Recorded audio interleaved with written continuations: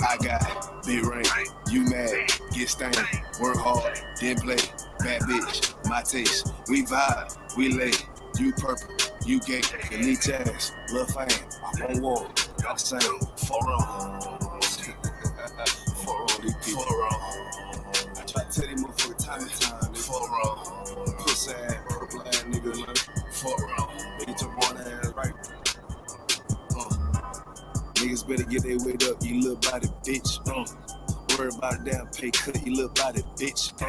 I ain't worried about none of these niggas, little body bitch. You that scare rag, caught ass little body bitch. Had to fuck around, get my rank up, you little body bitch. And I'm pouring up, yeah, young nigga, and I'ma take a sip. Yeah, all these niggas run down, hate, but tell them zip it, lip. And you a dumb ass, scare ass, one little body bitch. And I ain't worried about nothing, nigga, nah, I ain't worried about shit. I got more than one, so you know nigga don't reminisce. I spit flavors on these damn beats, niggas better catch a bitch. Never knew a goddamn man be scared to represent. When you a whole ass, dirt ass, little damn body ass nigga. Get body with it damn scripture with your little body ass nigga. Nigga, I'm a true priest, true line nigga, true Zion ass nigga. And you a little boy, little bitch ass, little body ass nigga. I got big ring, you mad, get stained, work hard, then play. Bad bitch, my taste, we vibe, we lay, you purple, you gay, your leech ass, lil' fame, I won't walk, got the same, for wrong, for wrong, I tell you, for wrong, get your shit together, for wrong, work. I'ma do this shit till I rock, you little body bitch. I'ma ditch your ass like your pot, you little body bitch. And I smooth with it, y'all zop, you little body bitch. And I switch nigga on that top, you little body bitch. And I'ma stay terminal like the guys, you little body bitch. And I'm so cold like a bond, you little body bitch. And I'm a warrior like that Gabar, you little body bitch. And my aim like that a zop, you little body bitch. Need a princess papa, you little body bitch. Or anyone down the slide, you little body bitch. Yeah. I keep a couple straps in my ride, you little body bitch. Just in case anyone wanna die, cause I'm body bitch. I got big ring, you mad, get stained, work hard, then play, bad bitch, my takes, we vibe, we lay, you purple, you gay, your little tails, lil' fame, I won't walk, I sing, for wrong, for wrong. Hey, I tell you, nigga, I say this is what I'm doing, nigga. Fuck over, she pussy ass nigga.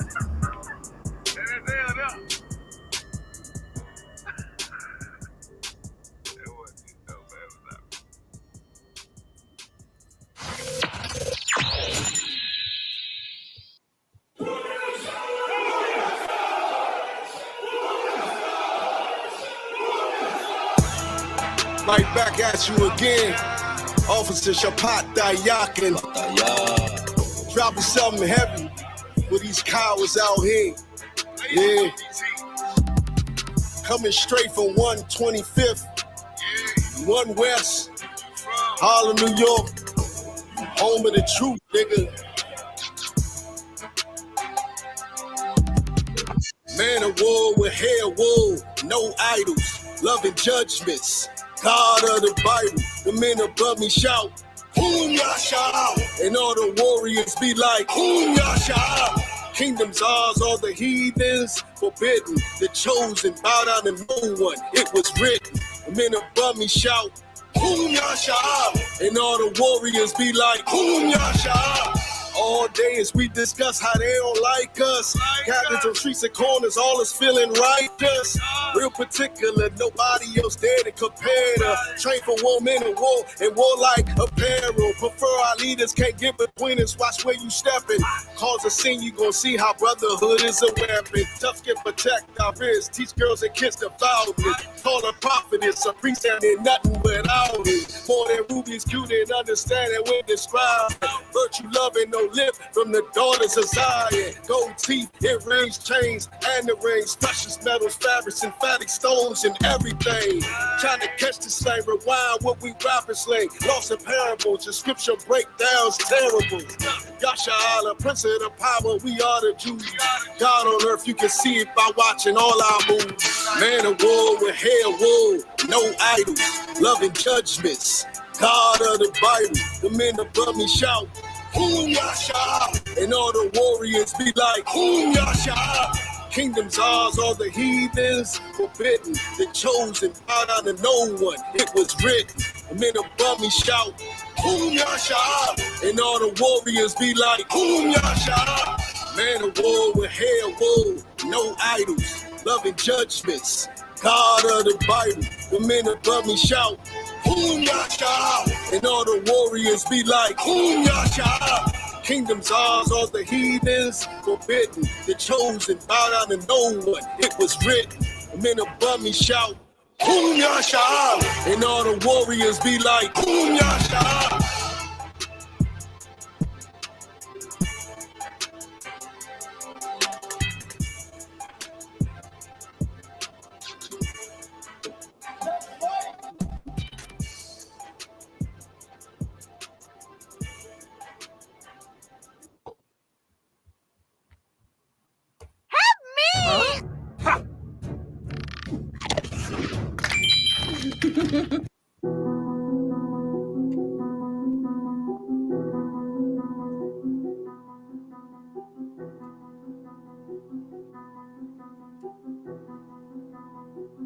Got that drip, bitch. Used to hit packs, stood on the block and was moving a snack. Now I spit truth and I'm writing these raps. I follow Yahweh, he coming back. All of my niggas really changed their life, and we sitting in class every single night. Slipping on Tuesday, and we breaking out scriptures that law really get you right. That's the Lord. Why did he save me? Big, born in the 80s. Used to hide dope in my grandmother's basement. I seen the nigga brains all on the pavement. Block 32 with a switch and the laser. I was down bad with an 8-ball scale and a razor. I came out the struggle, I finally made it. I counted these blessings, I'm never complaining. Soldiers, they give me your orders, they corner one corner, I do what I'm told. Not in my crown, I'ma be fly as a bitch. You know I'ma dip it in gold. They call me top, so that mean I'm bold. Came out the block, used to beat at the pot, then hit all the things in the holes. I chased the money, was losing my soul. Used to hit packs, stood on the block and was moving the snap. Now I spit truth and I'm writing these raps. I follow Yahweh, he coming back. All of my niggas really changed their life, and we sitting in class every single night. Sitting on you say, and we breaking out scriptures that law really get you right. All the real ones call me ruler. Got 50 round steel drum in a Ruger. I say go kill one of my shooter. He say I owe you like a sooner. Hey yo, talk, tell me why they texting me. Used to get wop, weed and ecstasy. I'm out the kitchen, still with the recipe. I'm in the truth, building a legacy. I keep a couple shooters with a tech of 3. If you ain't over me, then you ain't checking me. I just hopped off the plane of Puerto Rico. Hollers and Quinte and Cinco. Homie, I leave you stressed like a limo. Pull up in any city with a rental. Free my dogs out and get them out the kennel. Enemy trying to pit me like an NO, you know. Used to hit packs, stood on the block and was moving the snack. Now I spit truth and I'm writing these raps. I follow Yahweh, he coming back. All of my niggas really changed their life, and we sitting in class every single night. Sitting on you say, and we breaking out scriptures that law really get you right. I was locked down to myself, asking the Lord every night when am I getting out. Why you sending me blessings and I keep on fucking up, still haven't figured it out. Talking behind me, I had to lose my bust me a Yui and then made a right. 40 on me, got a body. Nigga tried rob me and ended up losing his life. I bought a ticket to Cuba. TSA locked me up when I was boarding the flight. Crackers ain't give me a bail, so I was stuck in that bitch and that shit had me tight. And I had beef with the ops. I put the mirror in the bathroom and made me a knife. I see why the murder rate high. Niggas be pussy and shit and they can't really fight. Used to hit packs, stood on the block and was moving the snack. Now I spit truth and I'm writing these raps. I follow Yahweh, he coming back. All of my niggas really changed their life, and we sitting in class every single night. Sitting on you say, and we breaking out scriptures that law really get you right.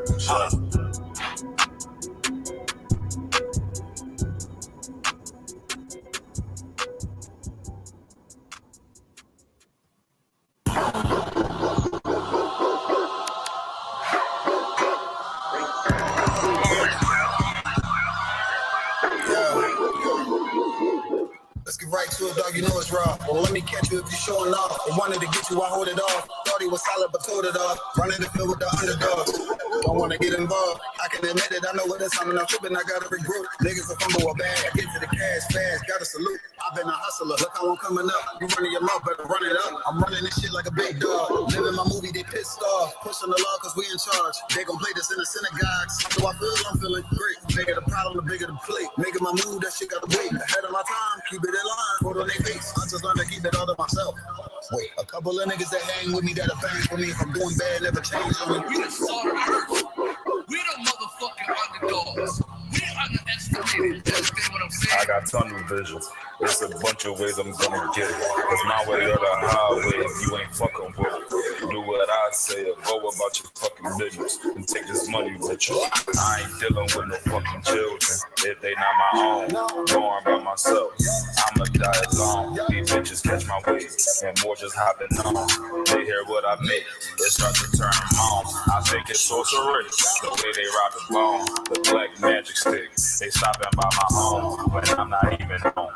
I'd rather be alone so I can conquer shit and I can see it wrong. I just keep popping shit cause I won't be here long. I'm hopping on the road and get my diesel blown. She wanna drop it low and get her eagle on. My new bitch bad as fuck, she look like Nia Long. I came up from the dirt, was born right under y'all. And just like God of Wine, said I just want to ball. These niggas seasonal, I watch them leave and fall. The last gon' finish first, cause we some underdogs. They say the first shall be last, and the last shall be first. Nigga, we're gonna rule this kingdom, nigga. Ride to the sunset, slide to the moonfall. Boss hard said ghetto, then I got him, that's my doggy dog. Don't bark, gotta mean bite, we them underdogs. Over off the wire, 5 yards, I'm pressing all of y'all. 9 niggas up like I'm director from a casting call. I don't give a fuck, you want beef, connect to all of y'all. UPK, Prince, lace up boost, then it's time to ball. The clip name Wendy, all these shells, I'ma let them fall. Niggas think they better than like who they think they better than. One West Soldier, best believe we got that metal in. Last name Cannon, cause I still got those drummers in. Kept I set that trapper, hell yeah, I'ma let them know. Underdog, you niggas tripping, but be popping, but be sniffing. Real crafty with that smithing, locked in on the mission, rocking all out. Who to take the hop out, you be bitching, cop the crew time, 9 o'clock. Glitch it, nigga.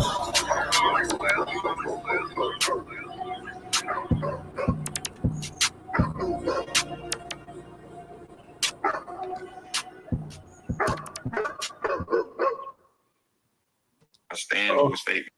All right. Shalom Israel. Listen, the concert is over. All right, no more concert. Hey man, I love that UPK music. Hey, true, but Shalom, Mike. What's going on, mighty man? Shalom, Adawan. Can you hear me? I can hear you fine, brother. Come, sir. Shalom, Adawan. I'm Tawab. Yahweh Hashem, Yahweh Shabbat Rakatah, sir. Ready to get it. Damn right. Most High Christ. You already know the mighty Mashallah gonna be on in a minute. Come. Right? And before we get started, we on Clubhouse, we on Fanbase, we on TikTok, we on Facebook. If you got any questions, and if you want any one of those, if you want to come up on the stage on Clubhouse, raise your hand. You can come on up. If you got any comments, of course, you can put it in the chat. Let's see. We got a few on. Let me see. Hey, we got Princess Kalaya in the building. Shalom says, Most High Christ, she in the building on the TikTok. Sir X Sharpie says, let me guess, Black Hebrew. Let me guess, you wrong. We Israelites, all right? Jamaica, right? That's right. All right. And then he says, we was Jews and shit. I guess I don't know what you're talking about. What you talking about, Sir X Sharpie? What you talking about, brother? And if anybody want to come on the stage and join the actual show, right? And man, yesterday went down. Yeah, damn, boy. The Kansas City came up here, boy. We had an excellent radio show yesterday. You know what I'm saying? Damn right. Get them brothers in here, man. Them cats came on up here, did their thing. Went out and did some interviews and stuff. Afterward, you know, them brothers hardcore. All right. But if you want to come up on the stage, you can go over to ISUPK St. Louis, and you know, you can click the link, follow the link. We got it in the chat, and you can come on the stage. You can join us there, you know, or you can continue if you got any questions. Let me see. Lobster mac and cheese. What a disgusting name you have there. Says, why are you listening to secular music? What? Hey, that's ridiculous. Hey, lobster, that crab that went to your head. You know what I'm saying? That lobster meat that went to your head. Okay. Christians, the ones in the Christian church, they claim that they cannot listen to what they call secular music. They only listen to that sissy ass gospel music that they make, singing songs to our King about how he's touching and feeling and all this nonsense, and how if your money's spent, he gonna work it out. How you gonna pay your rent and work it out? And you got ham, lamb, dogs, frog, hog, malls, you name it. They listen to that kind of sick ass music. We don't. That music that you was listening to was some of the greatest music ever to be made. That's right. Right. That's our brothers in the school. You understand? That's in the ISUPK. They make that music. All right. So you can take that secular mess and shove it. All right. So lobster.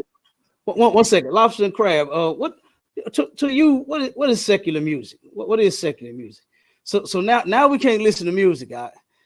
You know, now we got to listen to Kurt Franklin all day, every day. Right. You know what I'm saying? Turn around, and he said in an interview with Shannon Sharp that he gets up, he asks him, how's the music that you make, you know, made? Like, how do you do it? And this dude goes into how he butt naked in his house and runs down to his piano, sits on it butt naked and make gospel songs. That's what he said. Shannon Sharp replies and says, so if I come over your house, I got to watch where I sit. He said, man, you better not sit on that piano because it ain't nothing but cheeks on it. Cheeks for Jesus. Like the way that these people refer to our King, man, and you know, talk about him, and when they claim they talking to him and all, it's real sick. You know what I'm saying? I'm not referring to my buttocks when I'm talking about any man. You understand? No man, and especially our King. That's so disrespectful, man. But they claim to be such lovers and such freaks for Jesus. Yeah, you're a fucking freak, all right. You are a freak. Those people in those churches are fucking freaks. They'll freak your kids, they'll freak your wives. And if they had the opportunity to, they probably would try to freak Jesus. They probably would. They're so sick and disgusting and so despicable. They probably would try that. You know what I'm saying? Go ahead, Warrior. You got it. No, Adawan, I was just gonna say that's warrior music. He wouldn't know nothing about that. Nah, he don't know nothing about that. They're right. He don't know nothing about it. His name is Lobster Mac and Cheese. Now you know. If that is a man, you know he's about as soft as can be.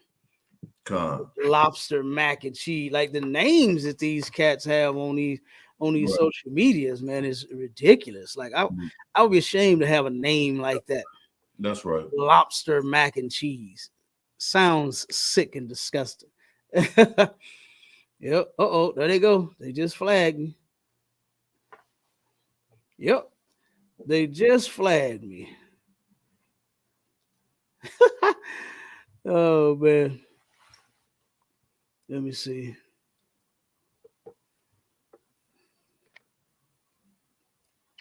Let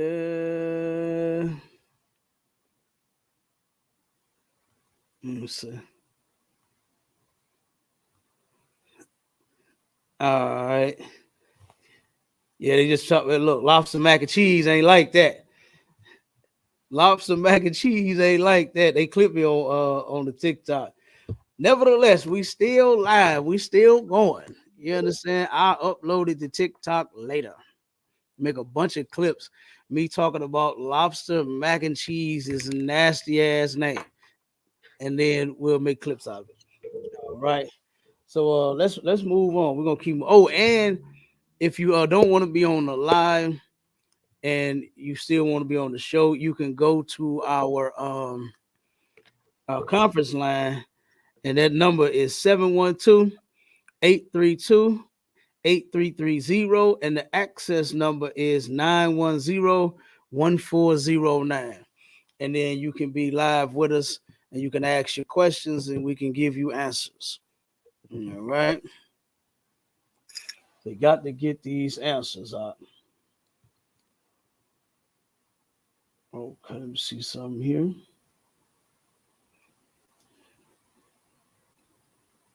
I think we're good to go. Okay, we're good to go. We're good to go. All right.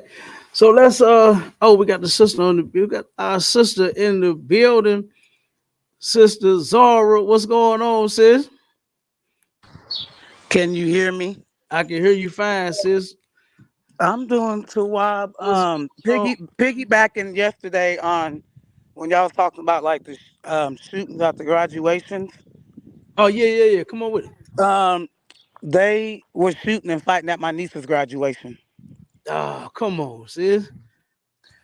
Yes, Dang. we was so the graduation was still going on. So my niece's last name is in the C's.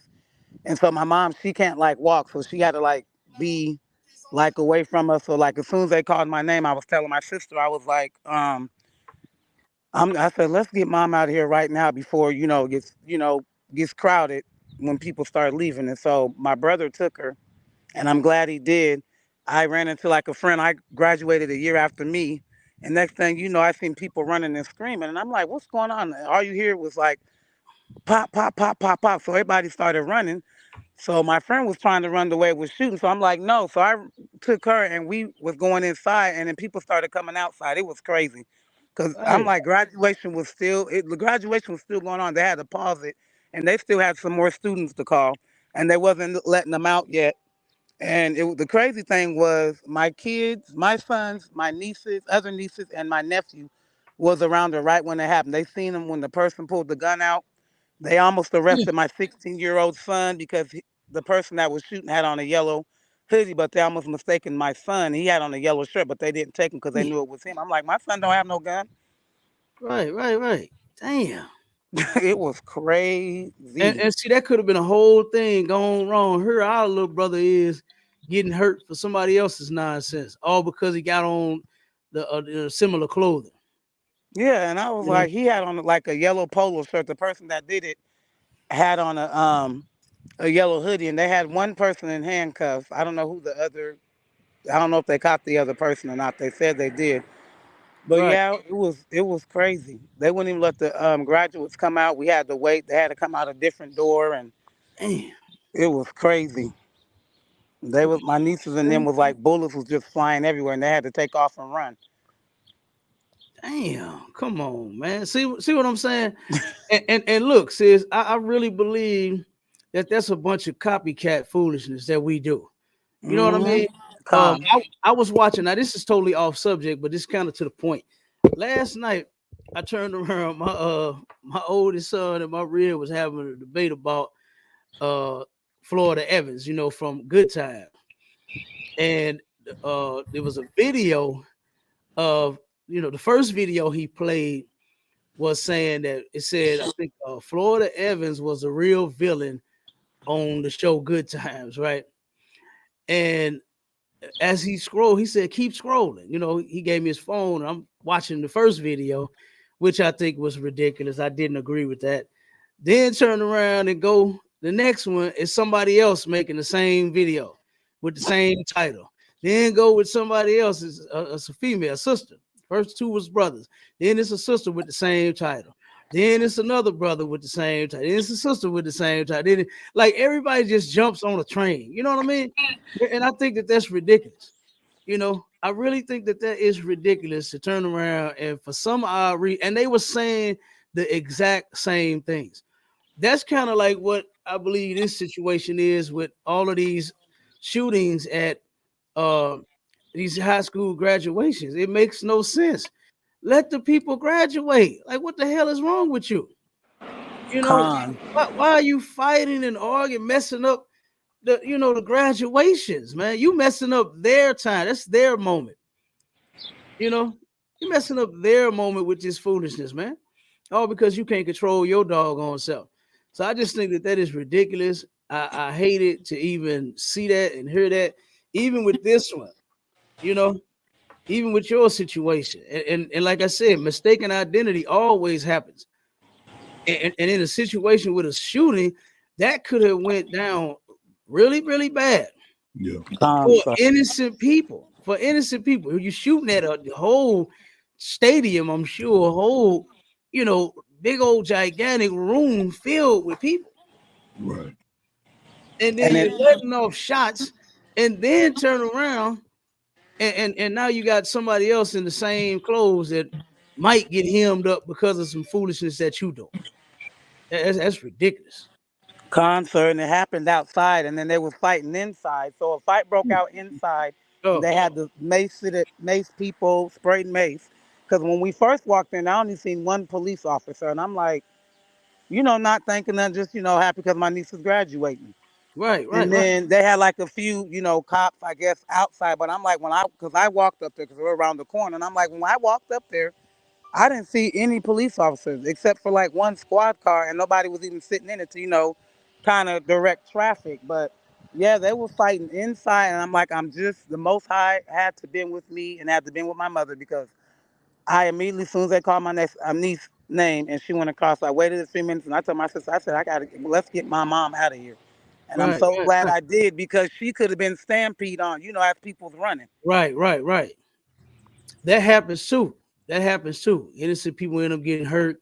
You understand because of that. I remember one time here at one of the shoot damn Annie Malone damn what's the Mayday parades here um at the shit, what park is that? Fairground Park, I believe. They turned around and somebody started shooting, got into it. I'm talking about shots ringing out, boom, boom, boom, boom, boom, boom, boom, boom, boom. And so we ended up, what I'm saying, getting to our car, rather quickly, rather safely. Turned around, a brother got his head smashed by a car. Mm. He was running and fell under the car, and the car, they didn't see him, and they was bagging out their space, man, and rolled over that brother's head, all because he fell. You know what I'm saying? Trying to get away. Like you said, everybody running. He tripped. They tripped over each other. You know what I mean? And the brother got his head smashed. He rolled up under the guy's car, up under his tire, and they, unalive due to that. So Wow. yeah, and that was ridiculous. That was insane. So yeah, that trampling happens too. Because everybody's on top of each other trying to get away. Yeah. Everybody running, everybody moving, everybody pushing each other. You know what I'm saying? At that moment, everybody's own life is more important than everybody else's. So so they just running and screaming and panicking, and they gone. You know, but Yep. So I'm pretty sure the next couple of graduations.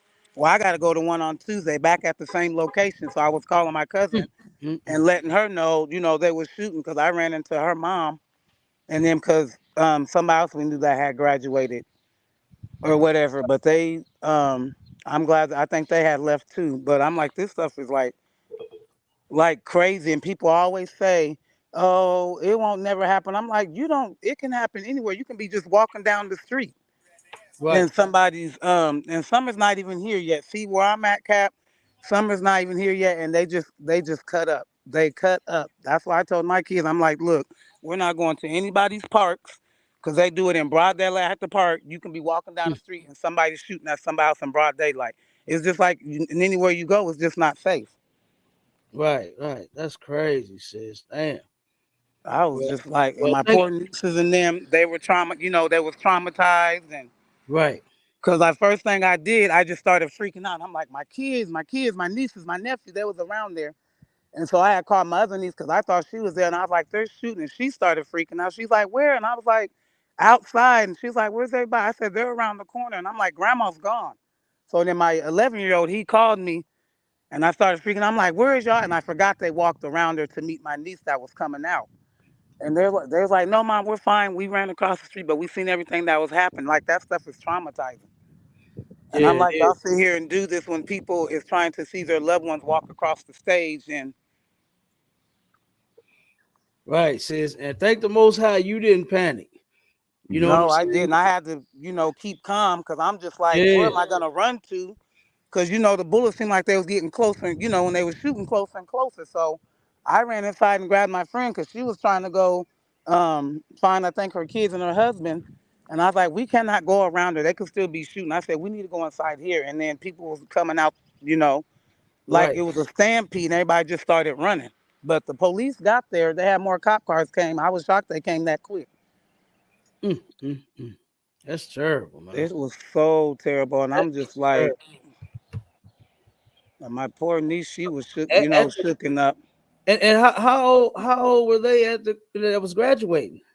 Some were like 17-year-olds and some were 18-year-olds. My niece was 17, so Okay, so it was a high school high graduation. school graduation concert. Yep. Damn, And man. they just went up there to another graduation. My two nieces and my son. I said, y'all be careful.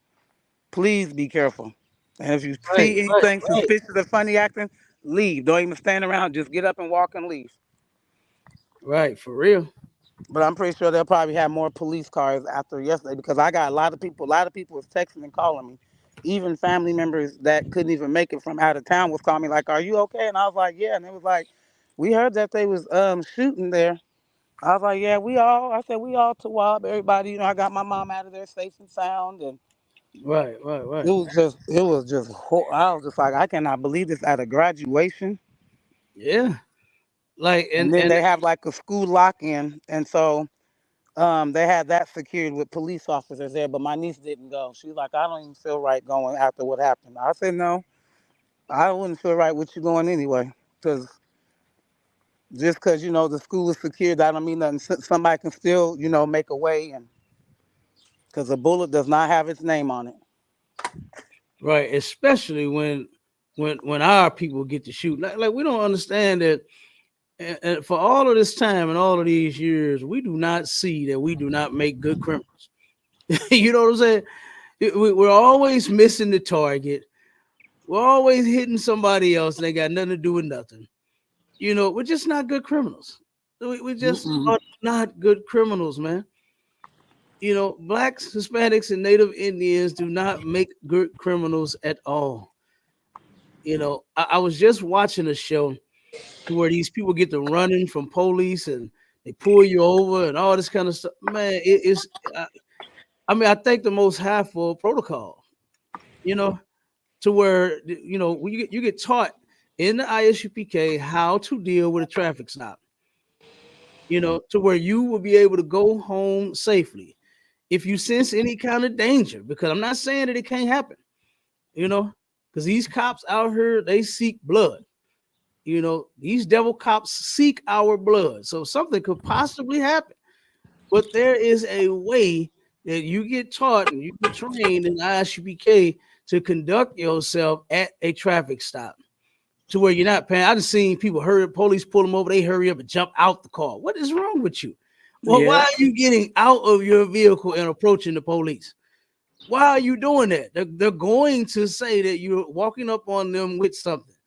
Because why are you getting out of your vehicle? You're supposed to sit and wait on them to approach you. You can let your window down just a little bit so they can speak to you through the window. You ain't got to let it all the way down, but just let it down a little bit so that they can talk to you through the window. Don't get out of your vehicle. What the hell is wrong with you? And then immediately they took a brother, because the brother did that. The last video I was watching, he got out, hey, jammed him up real quick, cuffed him up, put him in the police car. Like, why are you getting out your car? What you got? What you doing? You understand? They stopping you for whatever reason they stopping you for, and you trying to get out your vehicle. The sister that they had on the passenger side, she like this. They like, get out of the car. So at that point, they like, no, let's move, get out. You know what I'm saying? They finna search the vehicle now because that make them suspicious. Like, why did this person just jump out the car? So now they done jumped out. Must be something in this car. So you can see her hand trying to stick something up under her butt. And she was like, what you want me to get out for? They like get out of the car. And she would not get out. So of course, now I gotta sit here and watch them jam my sister up, him all up, when there is a way to conduct yourself at a traffic stop. First off, let me tell you, let me help you without with a little secret here. If you stop having drugs on you, period, you stop using the weed and the crack and the fentanyl and the meth and whatever you got. If you stop using dope, period, whenever you get pulled over, guess what? That's one thing you will not have to worry about. There's one thing you will not have to stick down the side of your seat. You trying, now they got you on camera, right? They got the body cam rolling and they got the dash cam rolling. So you trying like this to stick something inside of your seat without that shoulder going up and that hand going up to where they see you go down like that. So you trying to move like this all smooth, stick it down in the side of the seat without the camera catching it. When they're going to search your car anyway. Let them search your car. I don't give a damn. I don't get emotional about it. When they ask me, do I have drugs on me? Hell no. That's my answer. I said, I don't use drugs. You know what I'm saying? Crack is whack. Weed is whack. You know what I'm saying? I just said that to the police before. Drugs? I don't use drugs. No. I said, you want to search? I asked them that one time. You want to search? Oh, no. We just have to ask everybody. I said, oh, okay. I was just checking. You know what I'm saying? So they turned around and let me go real quick. They checked my insurance, my stuff was right. They gave my stuff back and said, okay. Because what I was doing was I was swerving, right? And it's a bunch of dog. I don't understand why they put these big old holes right in the middle of the street. And I ain't talking about the potholes, because those can happen anywhere. I'm talking about the manholes where they, you know what I'm saying, where they got the pipes and drains and all this running, and they big too, boy. I'm telling you, hit them, boom, boom, boom, boom, boom, boom. You hit one of them things, boy, you even thought you tore something up. So I was dodging them. You understand? I'm trying not to hit them holes. And I told him that's what I was doing. He asked me, was I drinking? I hadn't had nothing to drink. But the point I'm making is, by me knowing the protocols, I didn't get emotional. I didn't get out the car. I didn't get scared. I wasn't, oh, don't shoot me, please. You know what I'm saying? Hands up, don't shoot. I wasn't crying. I wasn't doing any of that because I hadn't done anything wrong. And then when he gave me my stuff back, he said, oh, well, maybe you were dodging the pothole. You understand? Because that's all they looking for, is just to make sure that your insurance, that you got that insurance for real. I can't find the show. They haven't even, let me mute you up, sis. They haven't even, a lot of people have been getting stopped, and they really haven't even been tripping off you not having your proper tags. They haven't really been tripping off of that. If you ain't got that insurance, because that insurance is mandatory. Yeah. If you got that insurance, you getting that ticket. You possibly getting your car towed. You know what I'm saying? But point being is, however it is, whatever it is that you got going on, we can help you learn how to conduct yourself during the traffic stop. You understand? No sweat. All right. And you won't get drug out of your car and get slammed all on the hood and all of that. All right. So, come here and learn, man. That's what this school is for. That's what this school is about. To teach you how to conduct yourself in this society. And we ain't talking about being no chump. Because I know a brother that turned around. He said anytime he get pulled over, he said, man, I don't be wanting to die. I'll be trying to go home to my family. So, man, I turn around and I cut the car. I take my hands out the car. I throw my keys on the ground. I start telling them I ain't got nothing in the car. I ain't got no guns, no drugs. I said, dude, why you acting like that? Why you, you know what I'm saying? Why you gotta be a bed snitch because the police pull you over? You ain't did nothing. Right. There's nothing wrong. Why do you have to act like that? Man, I just be trying to go home to my family, man. You ain't got to do all that. You gonna go home to your family. You gonna go home, bro. You just said you don't have any guns, you don't have any drugs. That's all they looking for out of us anyway. and their insurance. You understand? He said he put his insurance, he put his paperwork on top of the hood, license and all that. I said, dude, that's unnecessary. You know, it shows me that you are scared. You know, and don't get me wrong, I understand why you are scared. Look at this person that pulled you over. They're animals. They're animals. So I get it. But we ain't scared of animals in the ISUPK. No. We ain't scared of animals, man. You understand? Animals don't scare us. You know. So, and boy, I got so many stories of the police pulling me over and letting me go. I had more of an attitude with them than they did me. And you know what I'm saying? And them wanting to search me and whatever it was. You know, I turn around and get to talking crazy, like, man, can we speed this up? You know what I'm saying? Look, I turn around and be like, listen, are you done? Can I go? Are you ready? Because I got things to do. You know, I've said that before, you know. But like I said, no need to be scared, man. Let me see. Where we at? Let me see. Okay. Let's pull up the oh shoot, we got the banner running. Hold on one second. Wow, we got to have that running. All right, brother. Let's pull the first article. Cause we're gonna talk about that weed. I know you brothers and you sisters out there hate us talking about that weed.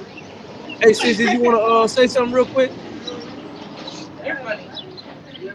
Okay, the sister off mute. Maybe she pocket dialing or something. All right.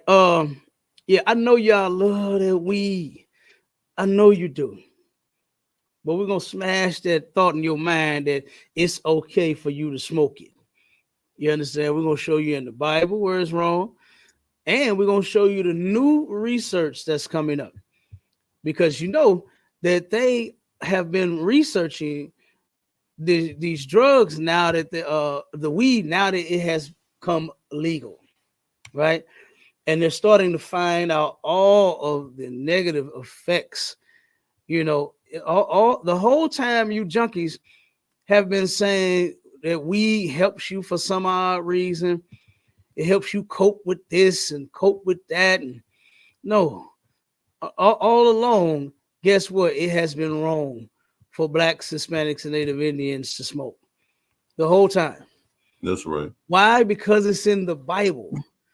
God said not to smoke. And then real quick, before we get to the article, I never understood, you know, the logic behind, you know, weed smoking. I mean, just say you want to smoke weed and that's it. Just say that. I would rather you say that versus you come up with all of the dumb ass philosophy that they come up with, saying that it's a plant. It is a plant.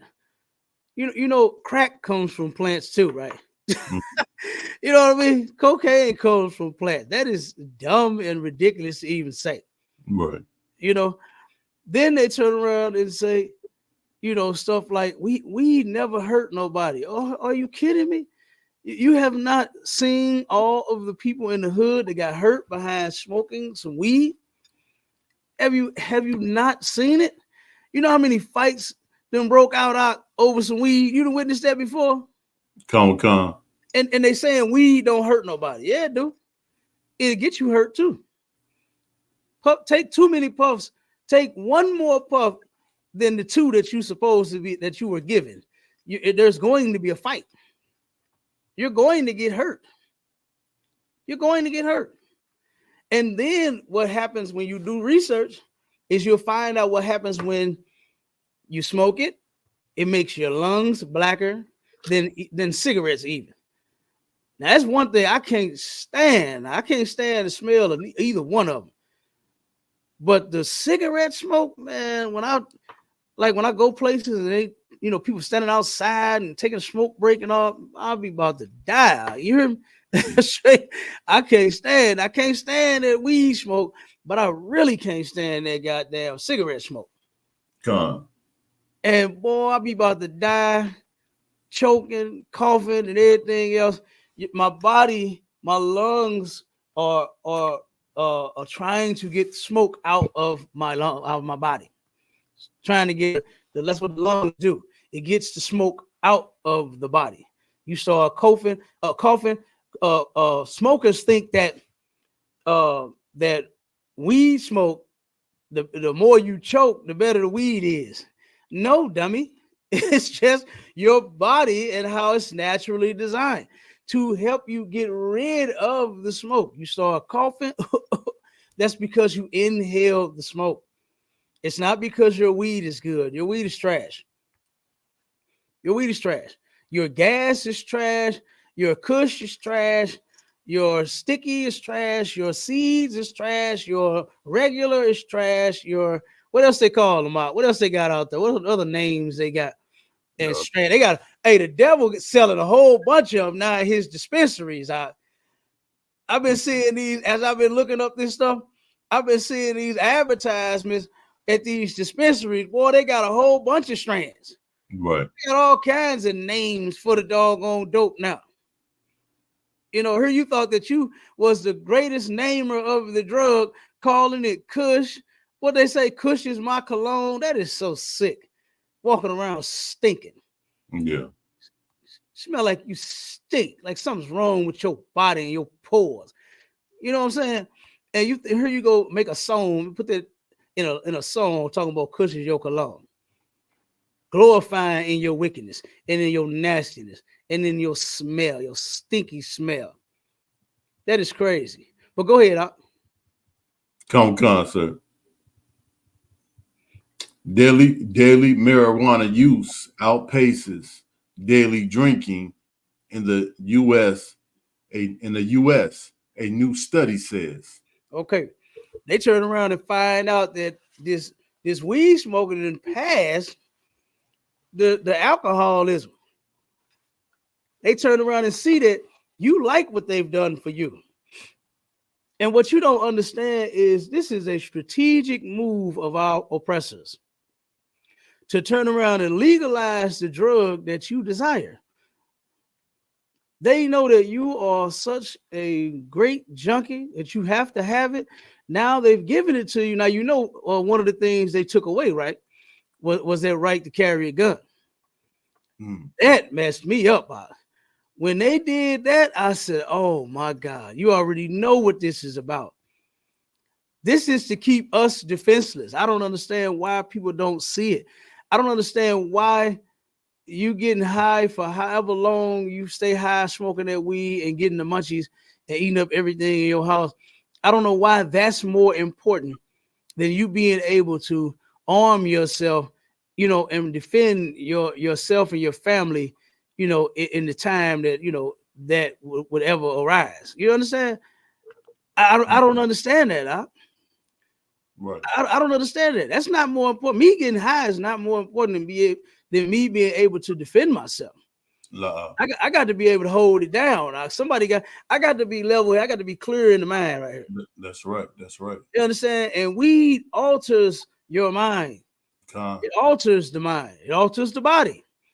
Because it just suddenly gives you these urges and these cravings to eat up everything that's available. You know, that you turn around and get so hungry, you get so sleepy, you don't know what you're doing and what you're talking about. They have so many accidents on these jobs. They don't want you junkies on the jobs. They don't want you there. They're still they're finding ways now. I know here in St. Louis, in Missouri, whenever they found out somebody's on drugs, they're addicted to some sort of drug on a job, you can't immediately fire them. And I'm gonna have to check and see if this thing is still in effect. You can't immediately fire them. When this started, because I know I was on the job with several people that came to work high, came to work drunk, and they did not get fired because of this new law that got passed. And this was before I started, you know, working for myself. But turn around and they offered them drug treatment. They had, you know, they were able to go to rehab instead of just losing their job. But they still find ways to get around all that red tape and get rid of you. They're still drug testing you. They're still drug testing you. I remember talking to a sister. I was at the doctor's office. The sister turned around and she said, "Man, I hope this P worked." She talking to me, right? You know, and I was like, "What you talking about?" She said, "Oh, because she was sitting with the way she was sitting, because I wasn't really paying her any attention at first.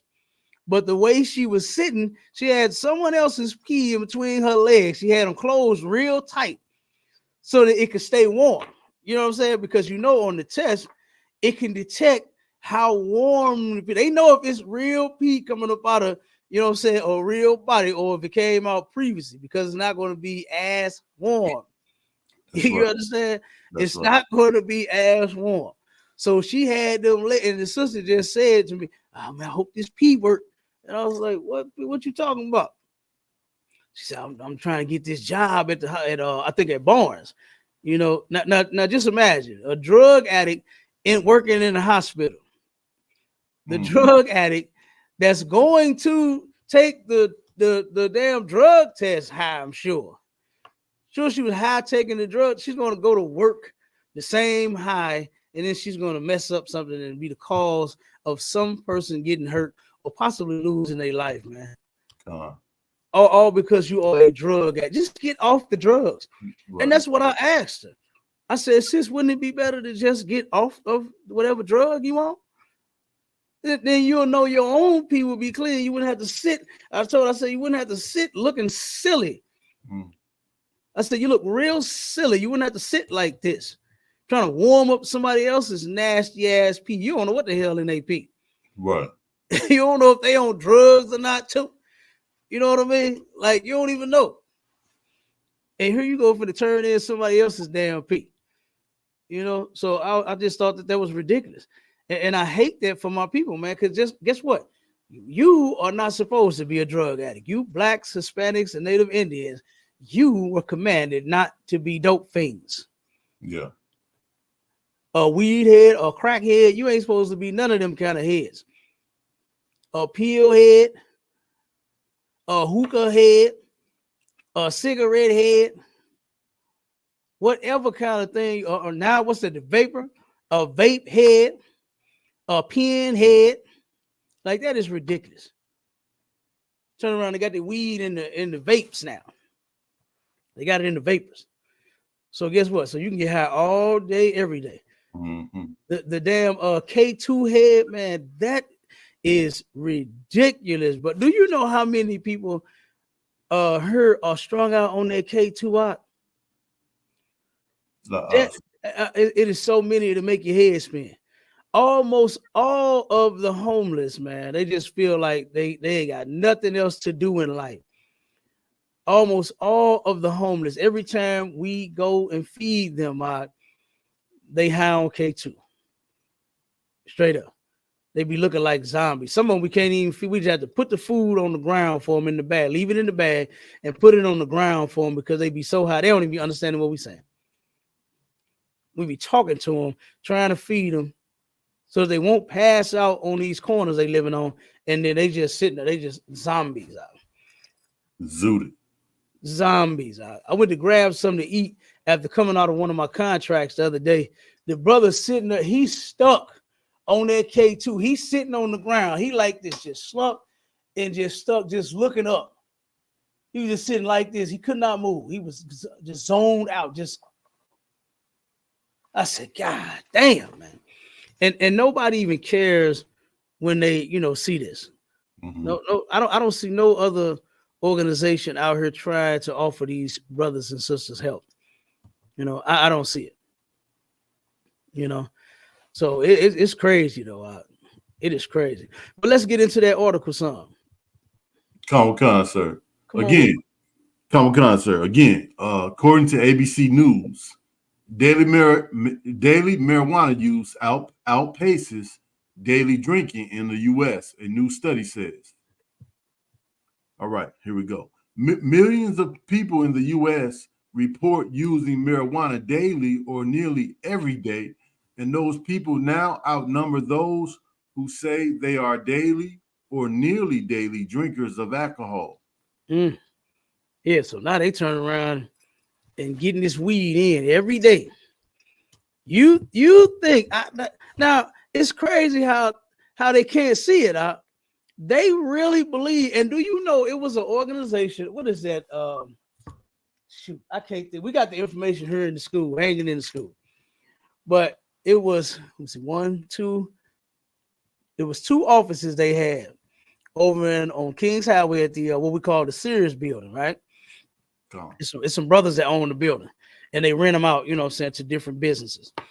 And this organization, I forgot the damn name of it, but it's supposed to be it's an all black organization, and they had American flags all over their office, all over, both of them, and they were vouching, getting people to sign so that they can push that weed.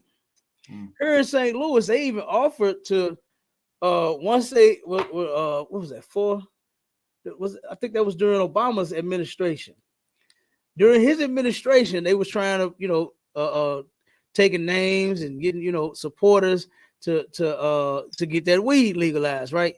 They even said within 5 years, they were going to raise minimum wage to, I believe it was $15. And here we are past the 5 years, and it's still not even at the 15 yet. So they don't even come through with none of their promises. No. And our people really think that they were legalizing this dope so that no brothers and sisters won't go to jail no more for having it. They really want you to get high now. Yeah, they do. Yeah, they do, but it's not in your favor. It's all in theirs. It's all in their favor, and we're going to get to that too. But right now, we're going to come up with the research that the people have been coming up with now since legalizing it, because they're studying it more and more and more.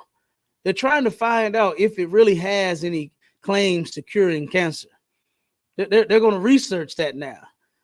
They're going to research and see, does it has any claims to cure anxiety, when it says that using it helps worsen anxiety. I pulled that article several different times.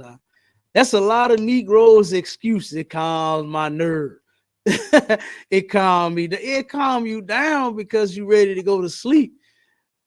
But they don't look at, the psychiatric part of it, to where now you start having these thoughts and flashes. And I know a lot of people, man, that go insane just off weed. Yeah. Like, you would see these people, you would look at them, you would look at what they used to look like and what they look like now. They just smoke weed. Yeah. You would say she has to be smoking crack. He has to be smoking crack. You ever seen some people like that? Salaki, if I could, sir. Go ahead. Lips all black. Yeah. Sir, I've seen it. Yeah. And I have seen brothers and sisters that have lost a lot of weight. Be like, God damn, she used to be thick, but she's losing it just on weed. Just on weed. I know some brothers, same way, look horrible and claim to only smoke weed. Yeah. Be like, damn, bro, you all right? That's all I be saying to them. You all right? You been cool, bro? You been all right? Nope. They haven't. They going down through there. That's why I say weed head, crack head, same damn thing, man. Same thing. Weed head, crack head, same thing. It just is what it is. Yeah. All right, read a little more on that, and let's get to the next one. Come, sir. For the first time, the number of Americans who use marijuana just about every day has surpassed the number who drink that often. A shift some 40 years in the making as recreational pot use became more mainstream and legal in nearly half of U.S. states. In 2022, an estimated 17.7 million people reported using marijuana daily or nearly daily, compared to 14.7 million daily or nearly daily drinkers. according to an analysis of national survey data. In 1992, when daily pot use hit a low point, less than 1 million people said they used marijuana nearly every day. Good doggone night. Let's get to the next one now. We get the point on that one. Good doggone night. Now that it's legal, you got more and more people. You got more kids using it now. And we're going to get to that. I got a video that I want to share about the kids and them indulging in smoking the weed and gummies and stuff like that. These what they call them, edibles, weed gummies. They got them in. Hey, no lie. One day, right outside of the school here, over at the Legacy, the bar. You understand? Now the owner didn't have anything to do with this, right? But this was the vendors that he had. You know what I'm saying?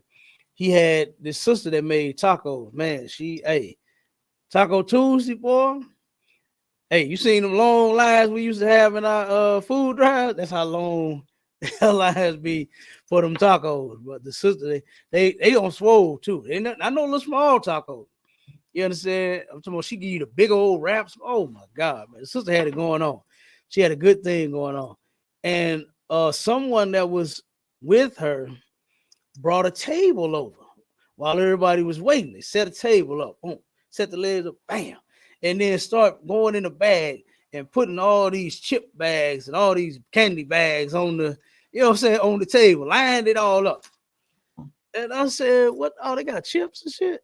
And I go over there, and these are edibles. They like in Dorito bags. They're in what's that? Mike and Ike's. You know, they're Mike and Ike bag. Of course, they had gummy bears. They had them, you know what I'm saying? They was, I said, wait a minute, but it had the actual name of the chips on it and the candy. It said Doritos. It said I'm not sure if it said Fritos, but it was a couple of bags of chips over there. You know what I'm saying? And the candy bag, it was like, it may have had about 6 or 8 different ones. But they were, instead of the like when you, say for instance, you know, you go and get the what it used to be $4 for $1, the 2 for $1 now, right?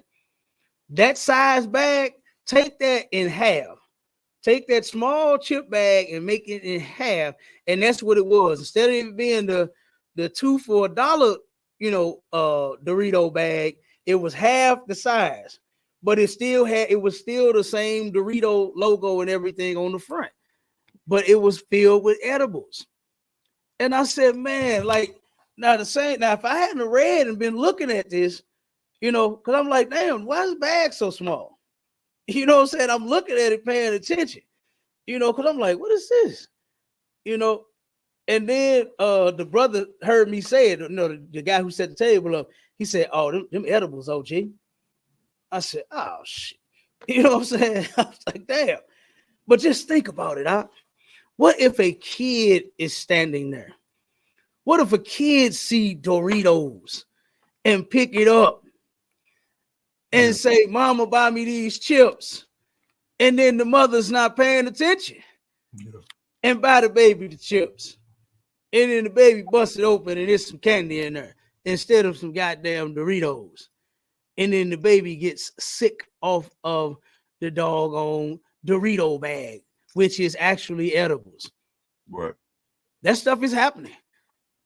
It is happening. Kids are getting a hold to their parents' drugs and they're dying. They are dying. You understand? Go ahead, read that next article out. Concert. Research shows regular marijuana users may have traces of metal in their system. The same way that they you could go on YouTube and you'll find this cat. I forgot his name. But when they came out with the metal that was supposed to be in the cereal, you know what I mean? The dude took a magnet. He had filled up a big bowl with some cereal, right? And he turned around, took a magnet, and he's making the cereal follow the magnet. You understand? Now, as you smoke your dope, Guess what? Now it's got traces of metal in it. So I can take a big old magnet and I can move your ass to the rehab. You understand? Can we do that out? Can we do that? Take a big magnet and move them niggas that's got all that metal in there. Move them niggas straight on in the rehab. Make them sit in that seat so they can get clean. We need to. Damn right. Damn right. So you can get clean. Okay? Read that though. Come concert. Here we go. Let's see. You just start at the top where it's talking about the dude where he, talking about his usage. Come concert. Tony Davis said he consumes cannabis daily. Mm-hmm. Okay, this is what he says in quotation. I'm not consuming it to get quote unquote high. I'm doing it so I could be less nervous at networking events. I'm able to talk more to people, said Davis. And you know what? That's an excuse. That's an excuse. You are using it to get high. You like getting high, and you like the way that it make you feel. It makes you more sociable. You understand? To where when you get around people, you're not so uptight. You can talk. You're at a networking event, smelling like dope. Yeah. Trying to network. What are you networking? The dope? You understand? What are you networking? Right. What are you networking? Could it be the dope? I don't know. I don't know what he's networking, but he's networking something. Yeah. But he says that he's nervous. You understand? Listen, I wasn't such a big talker. I know that's a shock to a lot of people. I wasn't such a big talker before I came in the truth. You understand? I ain't gonna lie. The only place that I would really talk was to my woman. You understand? That's it. But as far as like talking to big crowds and talking to people, oh no. Doing this YouTube stuff, making videos, going to camp, talking to the world, talking to strangers. Oh no, not so. But I got over that when I got in here. When I saw the truth, I said, damn, I think I do have something to say, long as I'm saying what they're saying. Maybe I should get in there. And maybe I should start talking to large crowds of people. You ever seen our camps? Boy, they be on swole. It'd be a bunch of people out there talking. Bunch of folks walking back and forth, screaming and yelling, telling us, get off the corner, get a job, you're lying, Jesus is white, all kind of stuff. And guess what? We keep talking. Yeah. We keep talking. You understand? So that's all you got to do. You don't have to get high in order to talk. Because I wasn't offered any drugs. I didn't smoke weed in the world, and I didn't start smoking weed when I came in the truth. I was never even offered any drugs when I came in the truth. Hey, you're a little anxious out. It's your first time at camp. Go on, hit this, and saying, hey man, you'll be all right. Nah, ain't nobody ever passed me no blunt. I ain't never seen no brother in the school smoking no blunt. I've never witnessed that. So you mean to tell me that you have to get high in order to get over your anxiety? That is a lie. That is a lie, and that's what junkies do. They make up excuses. He said, I don't get high, quote unquote. I don't smoke weed, quote unquote, to get high. That's not why I'm doing it. I'm doing it so that I could be less nervous at network events. What's going to happen is your ass ain't going to be able to network because you're going to be asleep. That's what's going to happen. One day the drug is going to put your stupid ass to sleep. And then you won't be networking with nobody. You'll be sitting in a chair somewhere, passed the hell out. That's what's going to happen. Go ahead. I'll keep reading. Come concert. For him, he believes marijuana is a medicine. Yeah, you see how they said that, how they worded that? For him, he believes marijuana is medicine. That's what he uses it for. Right. He's what do you call it? Self-medicating. That's what he's doing. He's trying to fix himself. When that's not how you can learn how to talk to people. Like I said, you do you like Captain Kapash did me my first time speaking at camp. The brother turned around and said, the goggle boy. you up, and just threw the mic in my face. I was like, God damn. I wasn't even prepared for that. You hear me? I ain't even gonna lie. I was not prepared for that day to be my first day speaking. But guess what? It was, and I got on the mic and I spoke. You understand? I got on the mic and I spoke, and that was all she wrote from there. So you don't have to get high. You don't have to self-medicate in order to fix your problem. That's what doctors are for. That's what therapists and psychiatrists and things are for. They have people that you can go to where if you have issues, you can talk to them. That's what counsel is for. You got an issue and you don't know how to speak, brother, you can come to a man over you and you can get over that. I'm telling you. You can get over that. Captain Ahmad out in Philly, that brother barely knew how to talk at all. And the men in this school, the generals, worked with that brother, man. Worked with that brother, and look at him now. You can't tell that he ever had an issue speaking. You can't tell that he ever had an issue speaking. It amazes me every time I, look at the brother, listen to him, hear him talk, knowing that he had an issue before, and they didn't offer him drugs. They didn't offer him drugs. They didn't offer him weed. They didn't say, hey, I'll blow this real quick. You know what I'm saying? Take this blunt down real quick, man, and this gonna help fix your problem that you got there. You'll be able to talk in a week.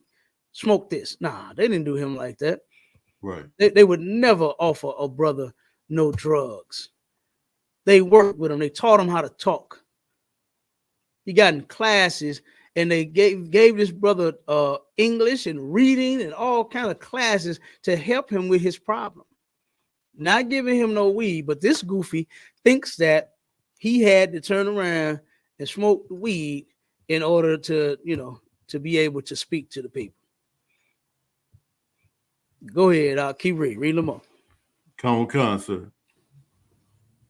Now he runs his own company making cannabis-infused honey at his company, Natural Elevation LLC. So you get the point, right? You see why I said that? What are you selling?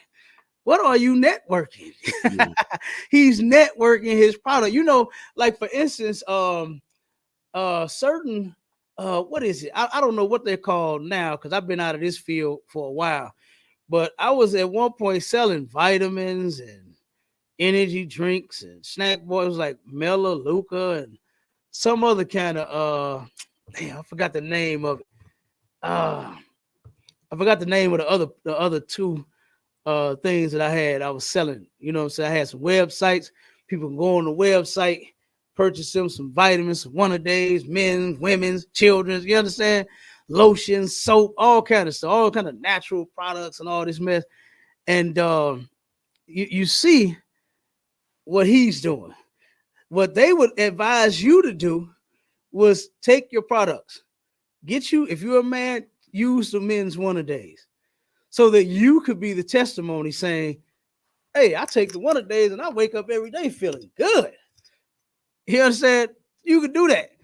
That's how they would tell you to do it. You take the lotion and you put them on and you tell the people how, I use this every day. It smells so good. Feels so good on my skin. You know what I'm saying? That's what they would tell you how you sell your product. Right. So guess what? Look what he's doing. How is he selling his product? By taking it, by using it. You understand? Use the product. But guess what? I remember that goes against the golden rule. What they used to say, don't get high on your own supply. You know what I mean? You're going to turn around and start using the product up your damn self. Right. And guess what? He's going to run himself out of business. And more better for him. You understand? There's going to be one less crack house that we have in the United States. So hopefully he does go out of business real quick. Go ahead. I'll keep reading. Read a little more. Khan.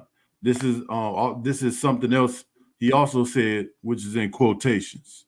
He said, just try to give people a healthy alternative in the cannabis space.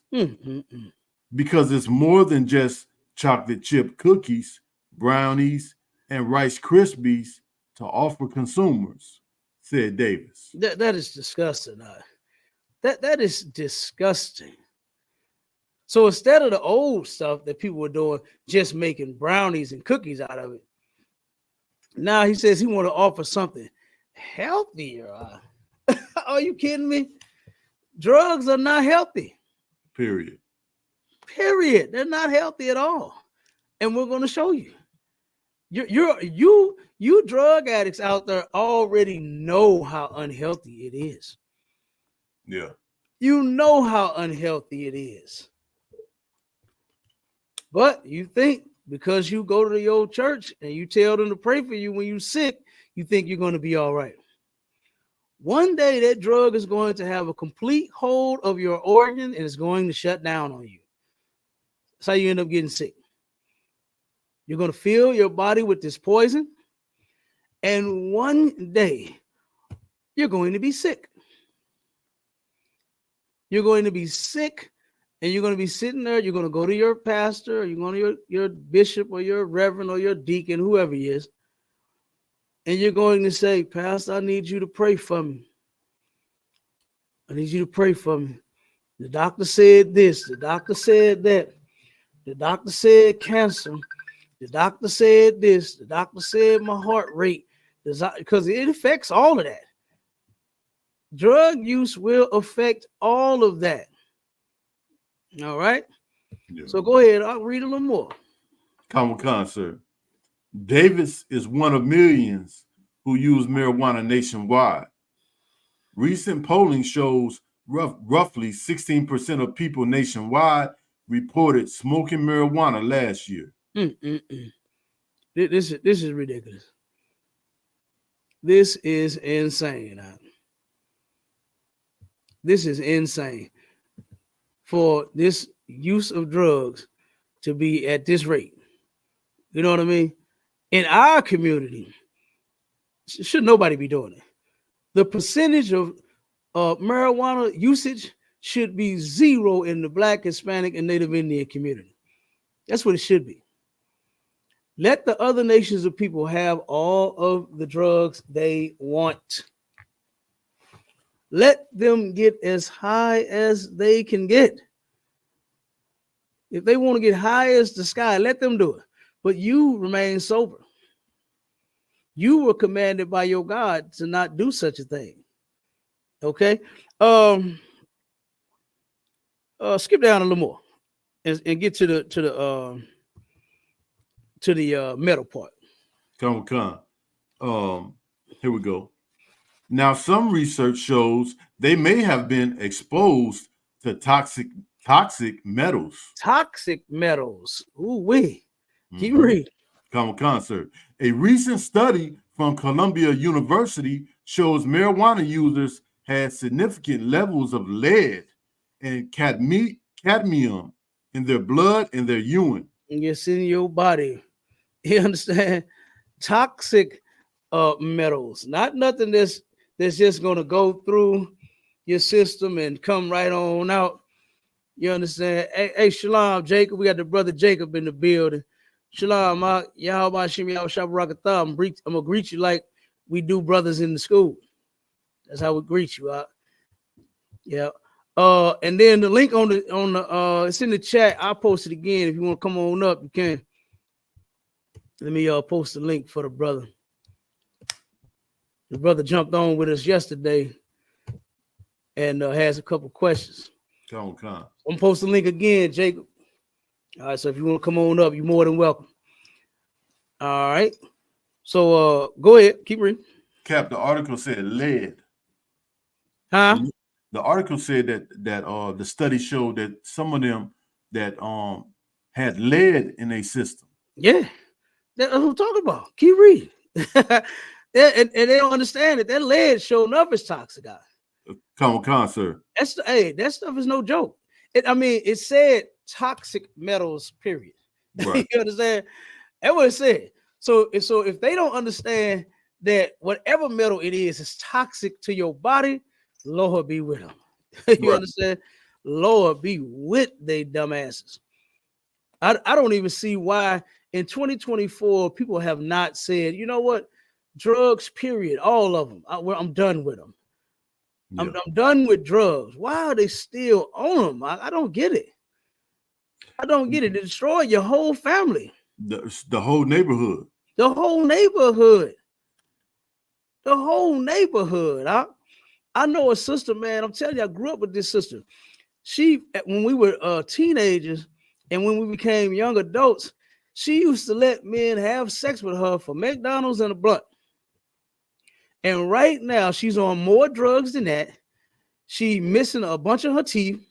She done lost a lot of weight. This girl was pretty, y'all. She used to look good.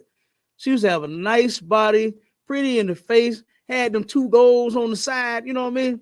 She was a pretty little black girl, man, and had a nice shape on her. Now all that's gone. Now shape gone, skin look nasty, and she's on more dope than the weed she started on. Yeah. She was such a junkie. Brothers was going around telling, it's a shame that those brothers was having sex with her for the McDonald's and giving her a goddamn blunt. It's a shame. Maybe the sister would have made it had nobody turned around. If we would have been, had some morals, right? Yeah. Those men would have had some morals. Her too. She could have saved herself had she had some morals. But if those brothers had some morals, to where they say, you know what? Nah, we ain't finna do you like that, baby. We ain't finna sleep with you for no damn McDonald's and a blunt. What's that, $10, $12? $12. Blunts was going for like $5 back then. $5. And a meal at McDonald's was damn near about $6. I don't know what it is now. I don't eat the mess, but just saying. Whatever it is now, back then, that's all over about $12, $13. You can have sex with this sister. And because she was a junkie, she was letting men have sex with her. And the last time I ran into her, she was pregnant too. She was pregnant. State already took her other kids because of her drug use, because she was on more drugs now. She's not just on weed. She's doing all kinds of dope. And turn around and living under a bridge. She's homeless on the streets. Drug addict and pregnant, no teeth, no body, bad skin, all of that.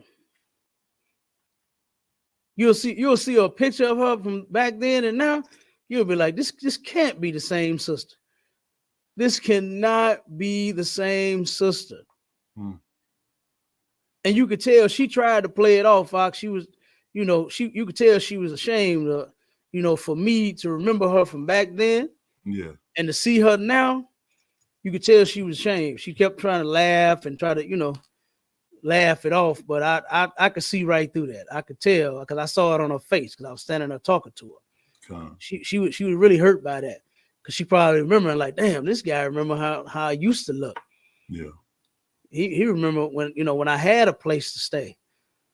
Yeah. But now, she looks terrible out. So go ahead, keep reading. Read a little more. Come on, sir. Doctors say these metals can be linked to heart disease and other health concerns. Now, you remember they say weed ain't never hurt nobody, right? Now, right. Because the weed takes a slow approach. It's nothing that turn around and just hits you so hard like that crack do. Yeah. That crack, you hit that crack and you jump straight up on your damn feet and run down the street. You understand? That crack can hit you instantly. That fentanyl, boy, you can hit that fentanyl and stand straight up on your feet and fall over dead. That'll hit you real quick. Good night. And just a little bit of that fentanyl on. Right. It'll hit you like that. But that weed take a slow approach. You think because you laughing and giggling, everything's goddamn funny. You think because you sleeping now. You think because you're hungry. You think it's not hurting your body. This is what marijuana has been doing to you all along. These are the things that the drugs have been doing to you all along. I guess it wasn't enough for you when the ISUPK since 1969 was telling you stop smoking weed, it's unlawful. So now you got to have metal in your chest. Now you got to have lead in your pee. Now you got to turn around and suffer these consequences and possibly have a heart disease. and other health concerns. The drug has always been doing this to your body, not just now because of the research. The research is just now because there were just now, what was that, 22? Was that 22 or 23? To where they just started researching it real tough. I think it was either 22 or 23. I can't remember what year it was. But that's when they started hammering down on this research about the weed now. Yeah. So now it's okay. We need to find out about this drug. But it has been affecting your body, negatively affecting your body ever since you started smoking. And this is a fact. Keep reading up. Come on, sir. Here we go. Mm-hmm. Let's jump down. We jump down. Okay. Oh, read that next one. Read the one right after the doctors. The one where the doctors say. Read that one. Oh, and then you can read whatever else you're gonna get to. But I want that one too. Go ahead. Come on. It depends on how cannabis is grown, processed, and consumed, said Tiffany Sanchez, PhD, assistant professor of environmental health sciences at Columbia Public Health and senior author. Okay, it depends on how it's grown, processed, and consumed. All of that matters. All of that matters. And I'm not saying that it depends on it, to where it can be healthy for you or where it can turn around and be lawful for you to consume. It's still unlawful for you to smoke weed. No Black, Hispanic, and Native Indian is supposed to be smoking weed. That's where your real harm is going to come from you disobeying God's law. That's number one. But they're saying that depending on how it's grown, processed, and consumed, that matters on how much of this lead and this metal is going to build up in your body and how fast. And if you're a daily junkie, it's going to build up fast. If you are a daily consumer of the weed, the lead is going to build up in your body fast. The tar is going to make your lungs black. It's going to build up in your body fast. It's going to. And you know that they're not processing it and growing it, right? You know what I'm saying? The devil got all kind of speed ways to hurry up and make it grow so he can sell it to you and get the money off of it. Right. That's what he's trying to do.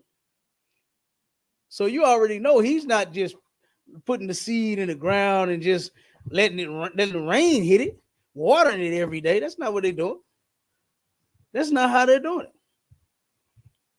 So like I said, they are growing it wrong anyway.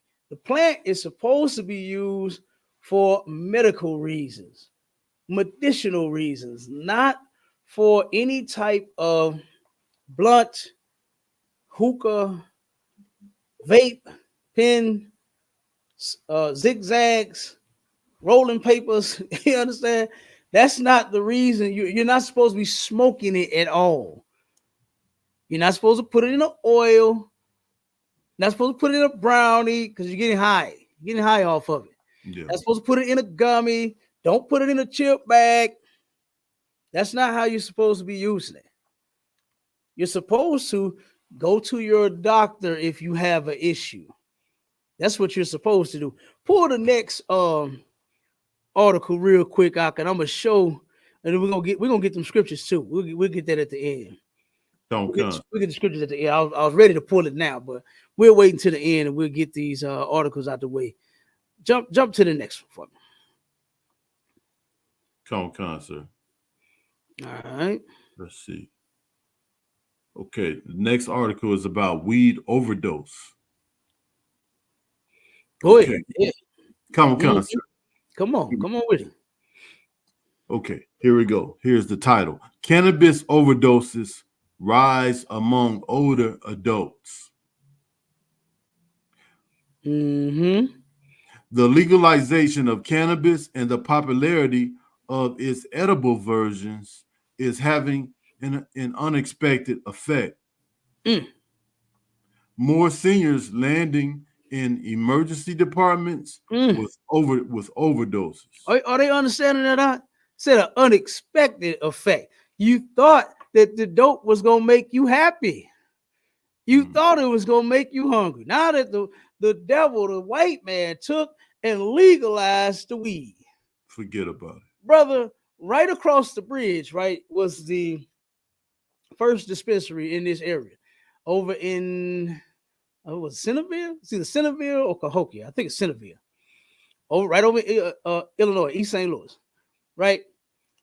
In 1 month, brother, from them being open, they made $26 million in 1 month. Brother, that's insane. Do you ever wonder why so many of our people are homeless and living on the streets and starving to death, have no food in the refrigerator? You know how many kids go to school a lot that don't eat breakfast, not because they're going to eat breakfast at school, but because they don't eat breakfast at home because there's no food at home. Do you ever wonder why? It's because you Negroes are spending 6 million on weed in 1 month. When do you know what that could do for homeless? You know how many people that can house being homeless? All of them for the year. That could house them for the year. That could feed them for the year. Right. Are you understanding what we could do with $26 million?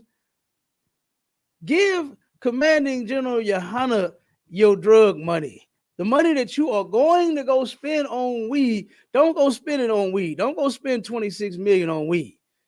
Give it to the general so he can feed you later on when you get home. So he can house you when you get homeless, because you're going to spend your money on drugs and you're going to be homeless. You're going to turn around and lose your vehicle because you can't pay your car note, can't pay your insurance because you're high. You're a junkie. $26 million out on weed. That was ridiculous in 1 month. And all of these brothers and sisters that's sleeping on the goddamn concrete, you should be ashamed of yourself. All these children and families that have no food to eat, you should be ashamed of yourself. Spending $26 million on crack. Weed, crack, same thing. Same thing, man. Weed head, crack head, same damn thing. Same damn thing. And weed overdose. That been happening. Yeah. That has been happening. This is nothing new. It's just that they're finding out that the weed is the cause of it now. They're finding this out. A lot of people, they halfway tell their doctors that they smoke weed. You know, they wait until they find it in their system some kind of way. But they never really are honest with their doctors when they ask them questions. I love when I go to my doctor and when he asks me, do you do any drugs like marijuana, cocaine, crack? Oh, no, and no. You understand? Right. No, and no. Alcoholic, maybe? No. You understand? To the point to where my doctor don't even ask me that shit no more. You understand? He already know I don't do no drugs.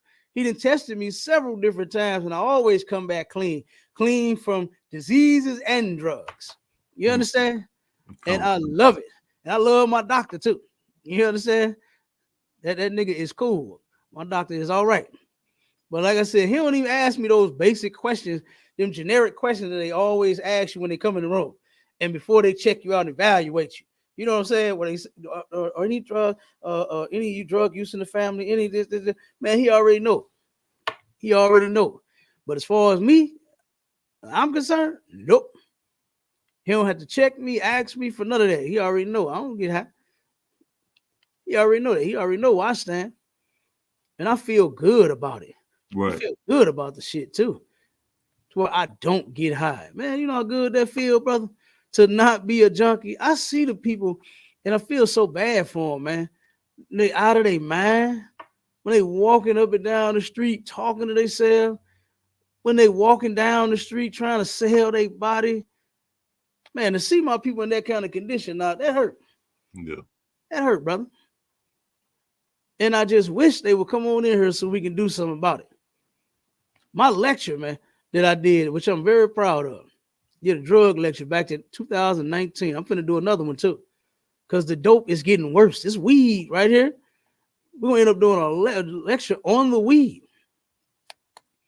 I'm gonna end up doing one to help brothers and sisters get off of the weed finally and kick the goddamn habit before the habit kick you. Yeah. Because it's already kicking your ass. You're not as happy and as hungry and sleepy as you claim to be. You're depressed. You got so many issues to where that's your vice. And you said, you know what? I'm going to just smoke this dope. I'm going to just smoke this weed. I know some people that have done it just because they don't want to get on crack. They say, well, weed, I don't really see or hear too much, so I just decided to smoke, which is ridiculous also. You don't need no drug at all. You need no drug at all. You can come in here and get clean. All right? So go ahead, Doc. What you got? Don't concert. Let's pick up. Okay, here we go. Overall, let's see. No. Okay, we start right here. Okay, a new Canadian study found cannabis poisonings in the province of Ontario tripled among older users after edibles became legal. You see that? Are they listening up? Are they listening to how harmful this shit is? Like, come on, man. Come on. Go ahead. Keep going. Come on. Overall, this study shows the health outcomes of cannabis legalization and commercialization for older adults and highlights the consequences associated with edible cannabis. Wrote a team led by Dr. Nathan Stahl of the Sinai Health and the University Health Network in Toronto. So this ain't nothing, that we just pulling out the woodwork. These are this information is based on studies that's done by professional doctors in the medical industry. Right, damn right. Yeah, right. Yeah, a lot of people think that we just be making stuff up. You know what I'm saying? Like we don't do no real research. No, we fish through what they call that? Fake news. You understand? We get through the fake news and get to the facts. That's right. So we can help you get off of these drugs. This shit is harmful to you.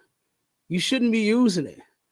Whether you're old or young, middle age, or whatever, about to die, whatever your excuse may be.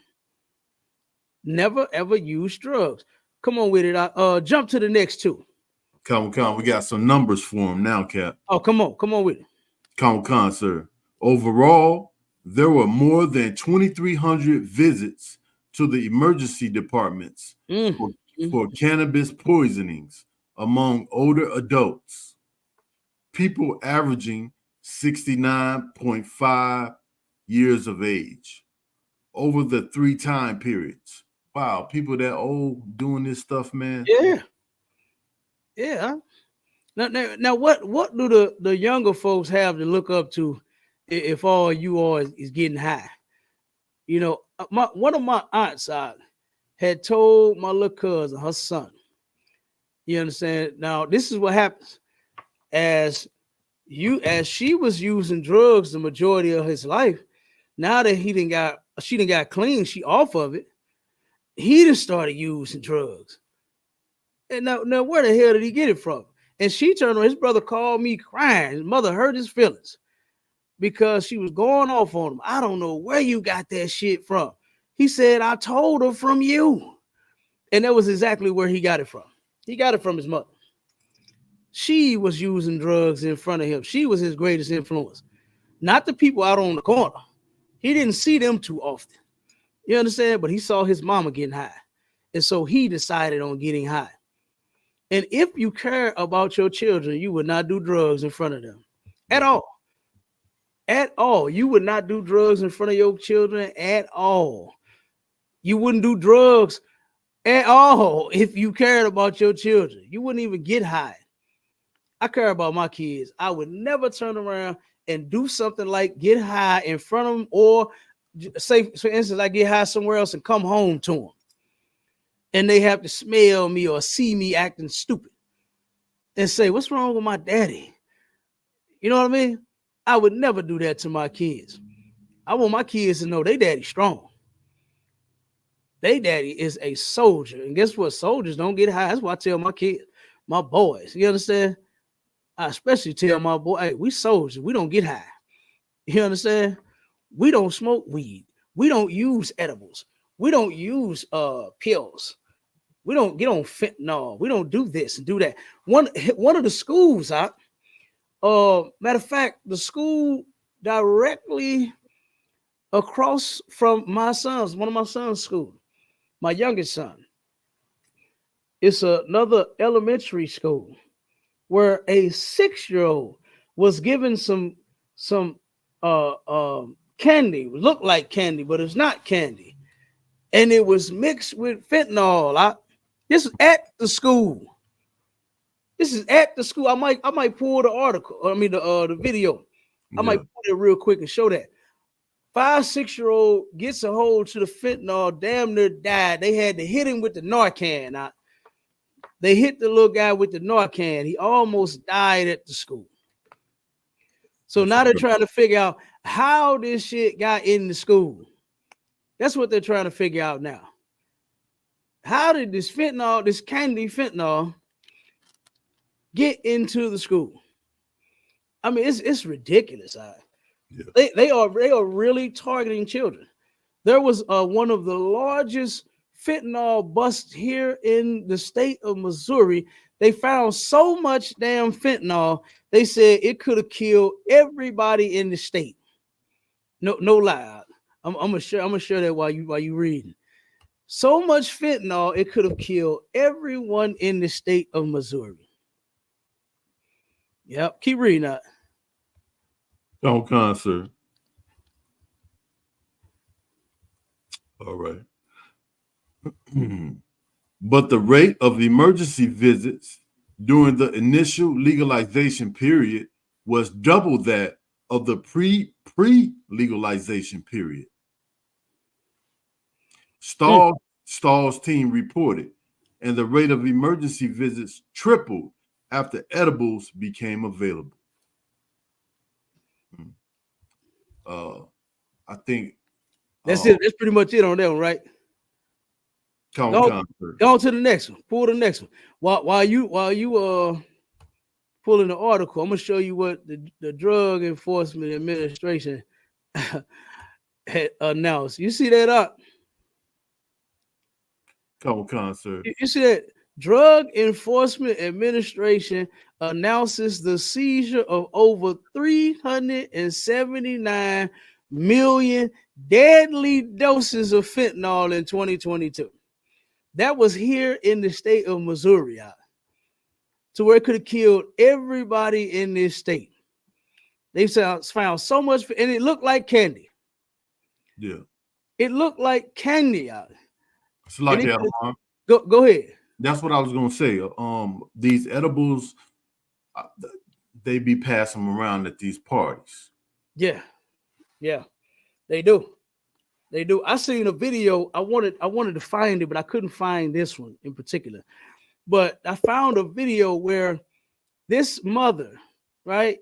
I think it was her son and her daughter.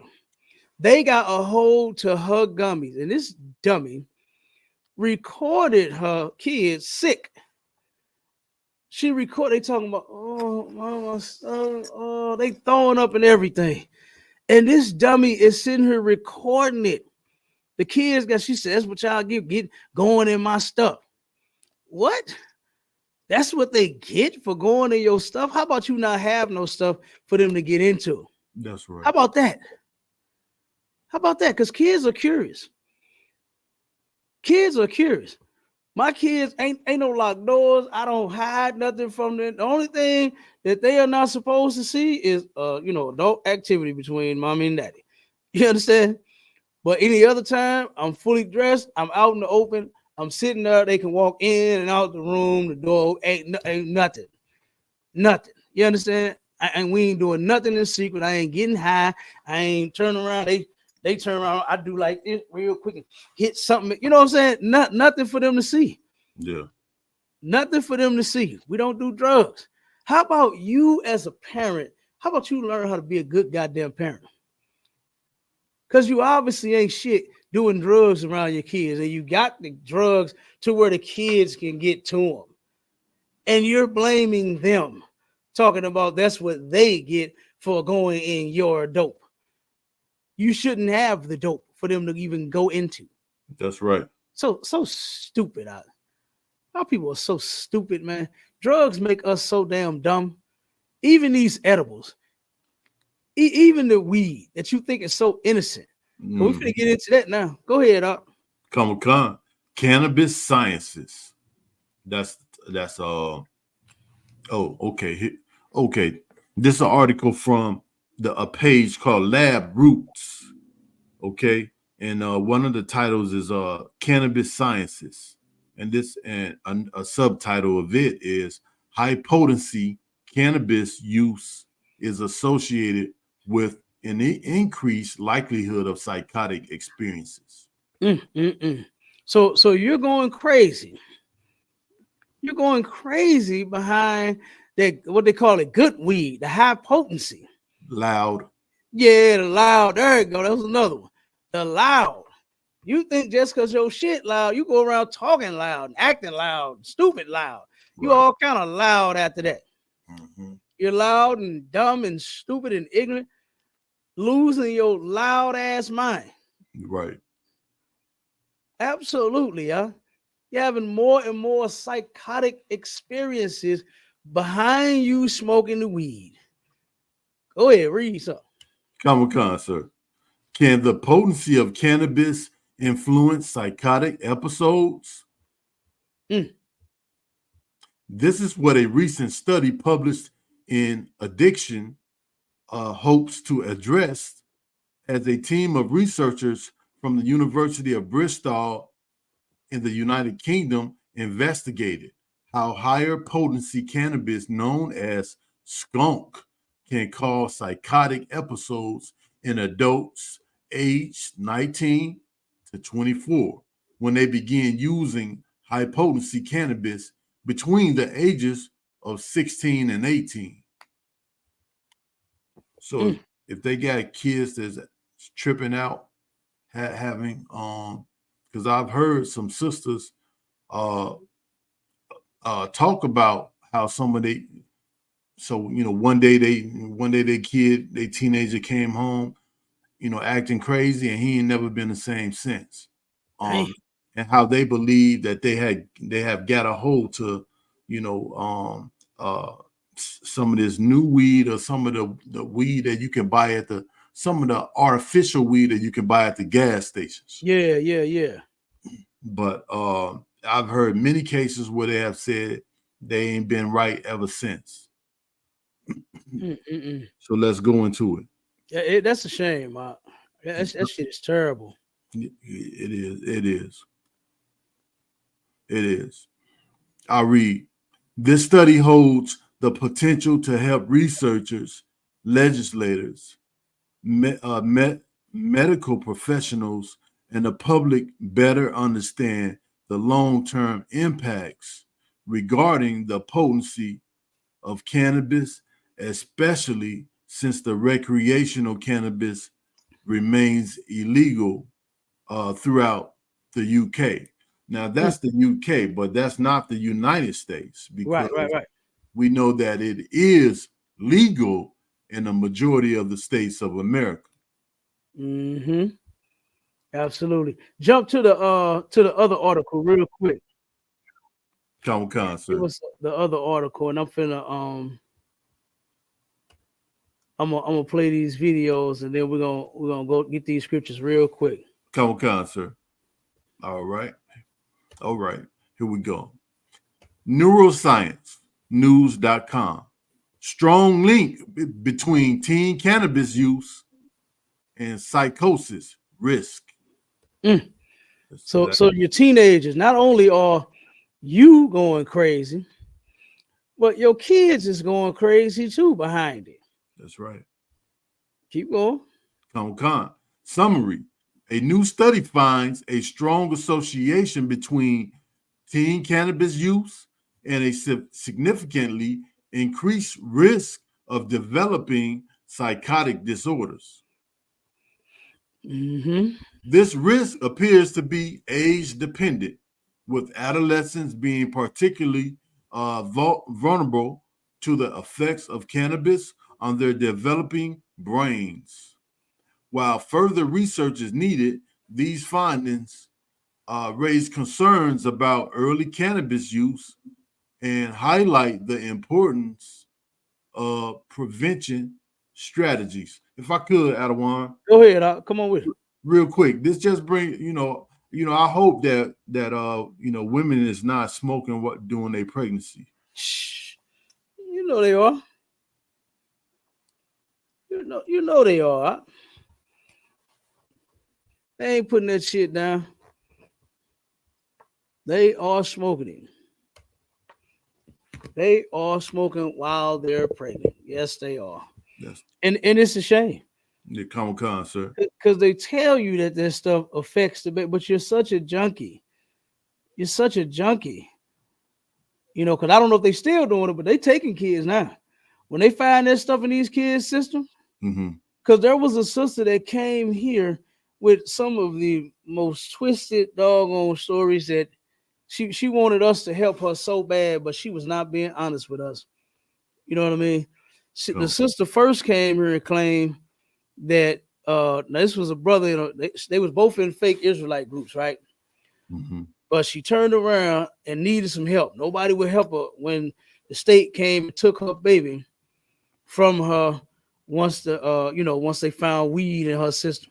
Okay. So I asked her, I said, "You smoke weed?" She like, "No, her daddy do." I'm like, "Nah, no, that ain't, yeah." You know what I'm saying? Nah. I'm like, "You gotta be smoking it too, sis." So she was blaming the fake Israelite dude, you know what I mean, for him smoking all the weed and not her. And we ain't gonna be able to help you if you come in here lying. That's right. You understand? You gotta tell us the truth, man. We have to know the whole story.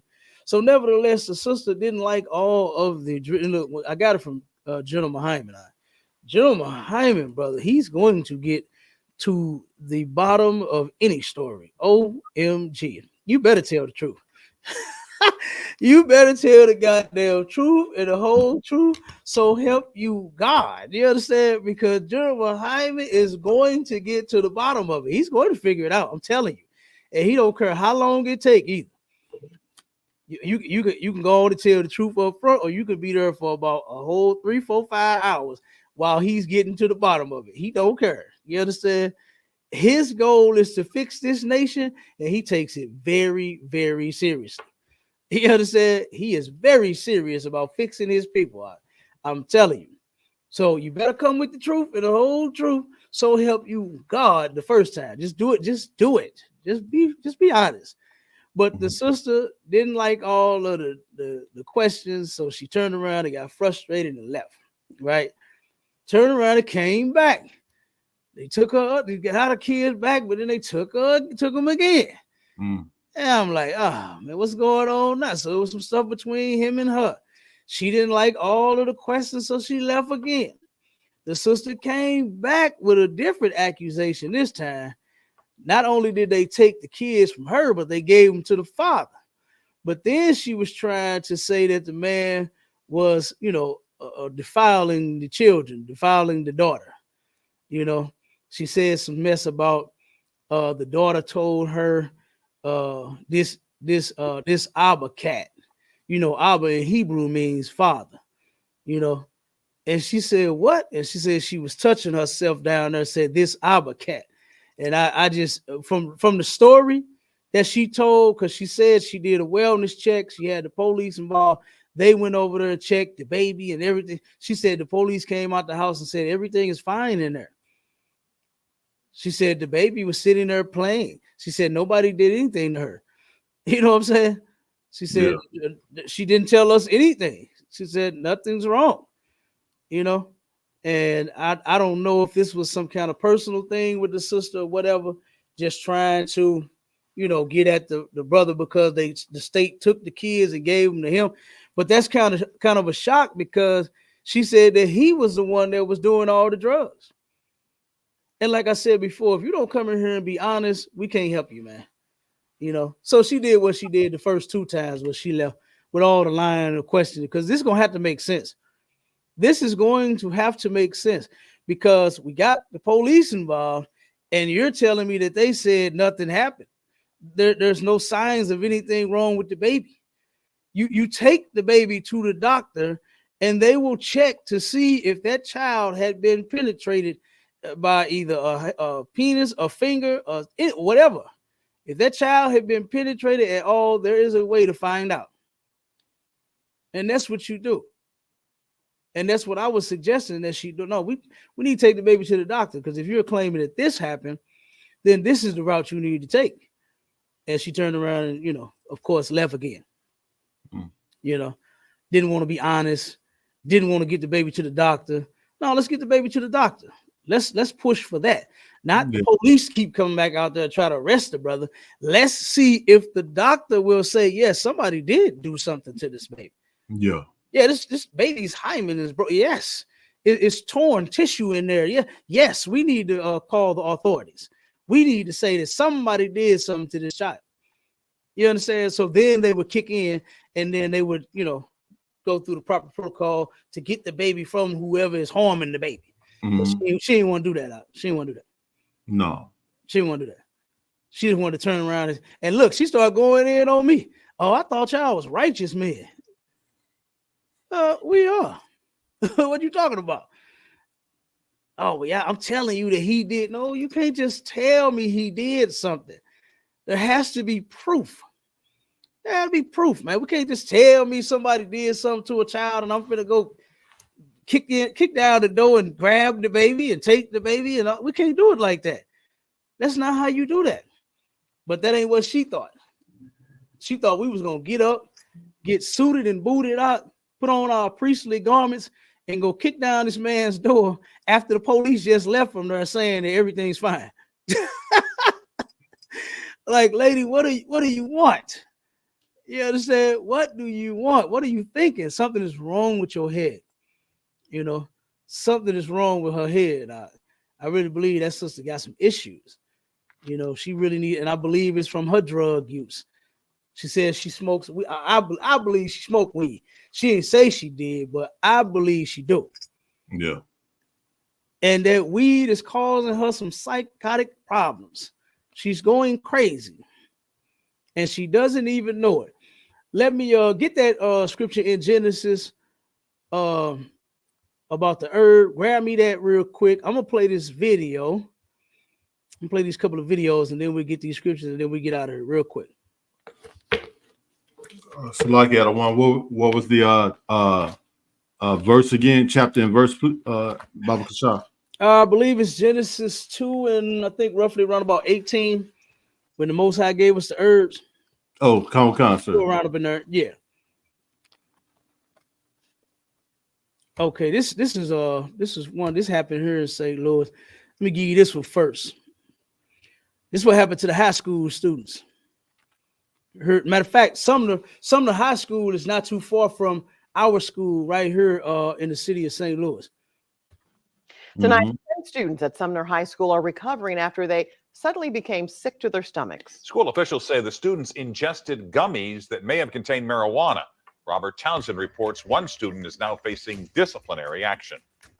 About an hour and a half before classes dismissed for the day at Sumner High School, an emergency broke out Wednesday. But classes went on as normal. Still, the spokesman for St. Louis Public Schools, police, and fire officials descended on the North St. Louis High School. It's after 4 students were taken to a hospital as a precaution after eating gummies that may have had marijuana in them. The children who ate them, they became, again, nauseous, didn't feel well. It started with 2, then 2 more. Sales says 6 other students who ate the edibles complained of stomach pain, were checked out on the school campus and picked up by their parents. The students were sophomores, juniors, and seniors. I don't know the exact breakdown, but everybody is okay. Everybody is alert, feeling fine. Nobody was badly injured or anything like that. Of course, a big question is, how did those students get their hands on the gummies in the first place? The school district spokesperson says another student brought those items into the school after reportedly buying them from a nearby convenience store. Health effects associated with THC can be wide-ranging. Nicole Dawsey is the executive director of Prevent Ed. The community health agency works to reduce or prevent the harms of alcohol or other drug use through education, intervention, and advocacy. But if someone has too much of that THC substance, it can really interfere with the body's ability to function. That's not just thinking clearly, but that also affects heart rate, that affects their respiratory, their breathing. As for the Sumner student, now in hot water, that student will be dealt with according to the SLPS Code of Conduct. Robert Townsend, 5 on your side. All right, that's that video. Let me play the other one real quick. Give me 1 second.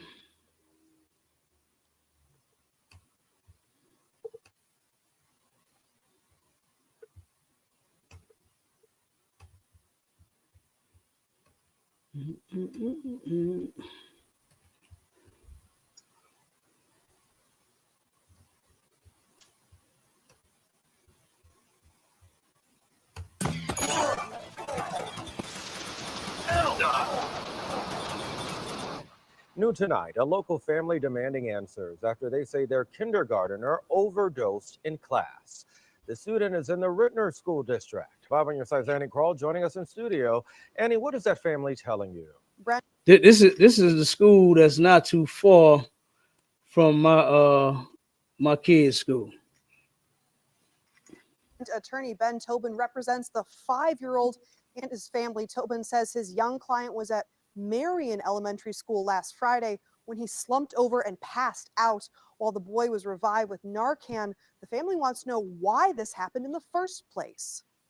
Trying to figure out where the opioids came from. That's the question attorney Ben Tobin is now working to answer, as his kindergartner client remains groggy from what Tobin says was an opioid overdose.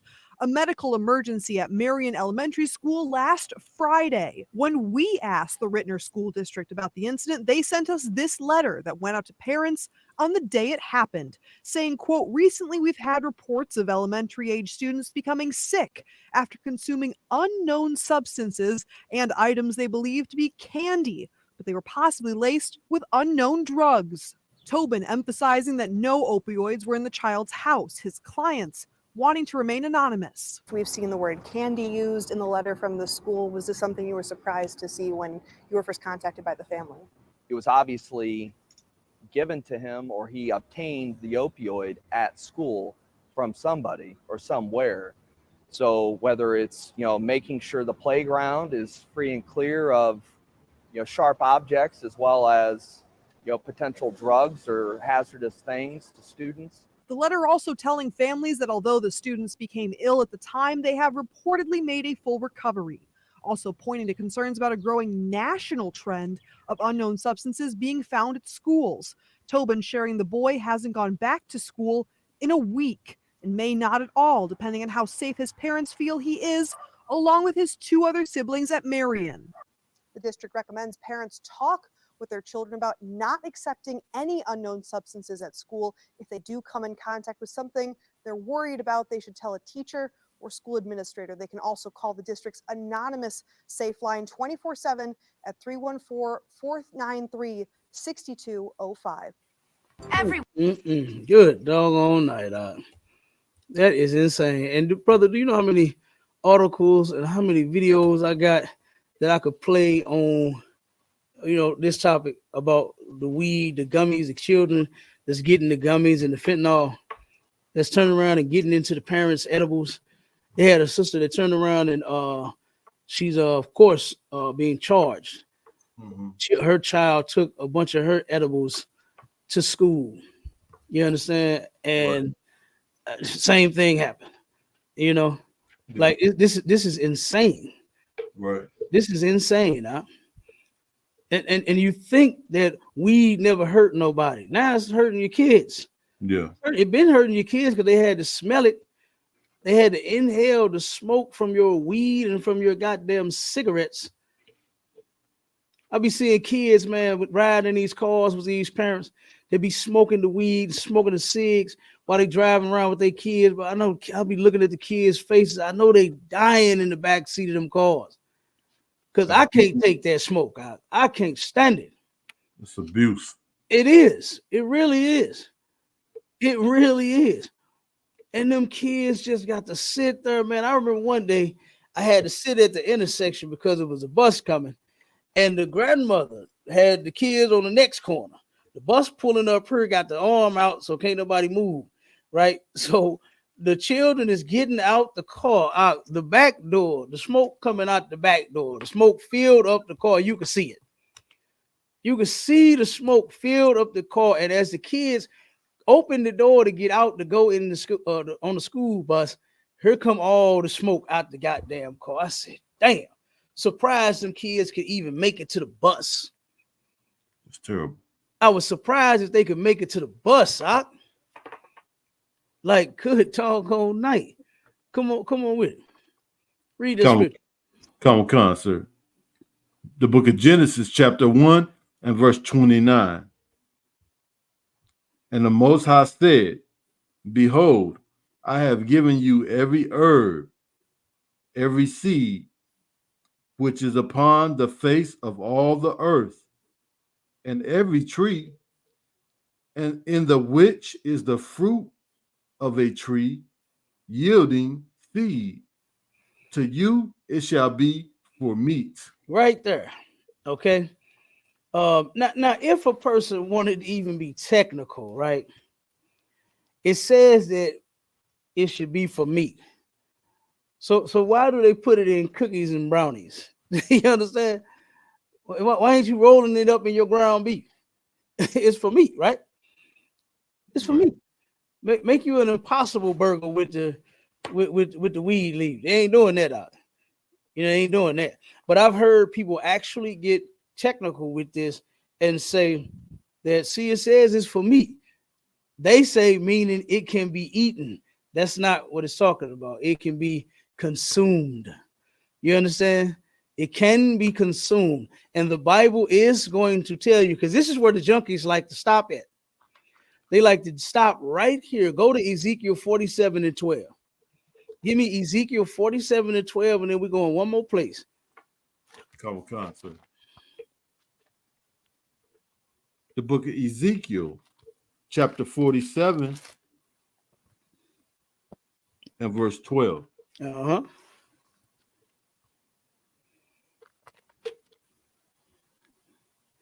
And by the river upon the bank thereof, on this side and on that side, shall grow all trees for meat. May grow all trees for meat. There go that meat again. Okay. Meaning that they can be consumed, not that they can be eaten. You not put on a piece of bread like lettuce. You understand? And you put you some turkey on there, or a turkey burger, or you know what I'm saying? And you turn around and get ready to chew this down. That's not what it's talking about. Meaning that it has its purposes. Keep going. Come on, sir. Whose leaf shall not fade, neither shall the fruit thereof be consumed. Mm-hmm. It shall bring forth new fruit according to his months, Mm-hmm. because their waters they issued out of the sanctuary, and the fruit thereof shall be for meat. So here it is again, right? The fruit thereof shall be for meat. You don't take grapes and eat them like meat, do you? You know what I'm saying? You don't take a banana and eat it like meat, do you? Right. No, you consume the grapes. You consume the banana. Mm-hmm. You consume the orange and the apple. You understand? That's all it's talking about. Keep going. Kamakan, and the leaf thereof for medicine. The leaf thereof for medicine. All right, now go to Ecclesiasticus. Where we at? 30, what's that? 8 and 1? 38 and 1. We're gonna read down a few and we're gonna get out of it. Kamakan, sir. Now, this is where you get your medicine from. You don't go to Pookie or Cuzzo or Big Lope or Little Lope or Tone Lope or whoever Lope. You understand? You don't call your plug talking about you need some medicine. What your plug is doing is illegal. Yeah. What your the brother that stay down the street is doing is illegal. That's what you call illicit drugs. You understand? Because they're selling them on the streets. The Lord said that you can consume because every herb, right? I mean every herb that is found, weed is an herb, no doubt, and it can be consumed according to God. But there is a way that it can be consumed, and we just read it. It said that it's for medicine. For medicine. Not for you to self-medicate, talking about, oh, damn, my arm hurt. I think I need some weed. You understand? Nah, you better stretch that thing.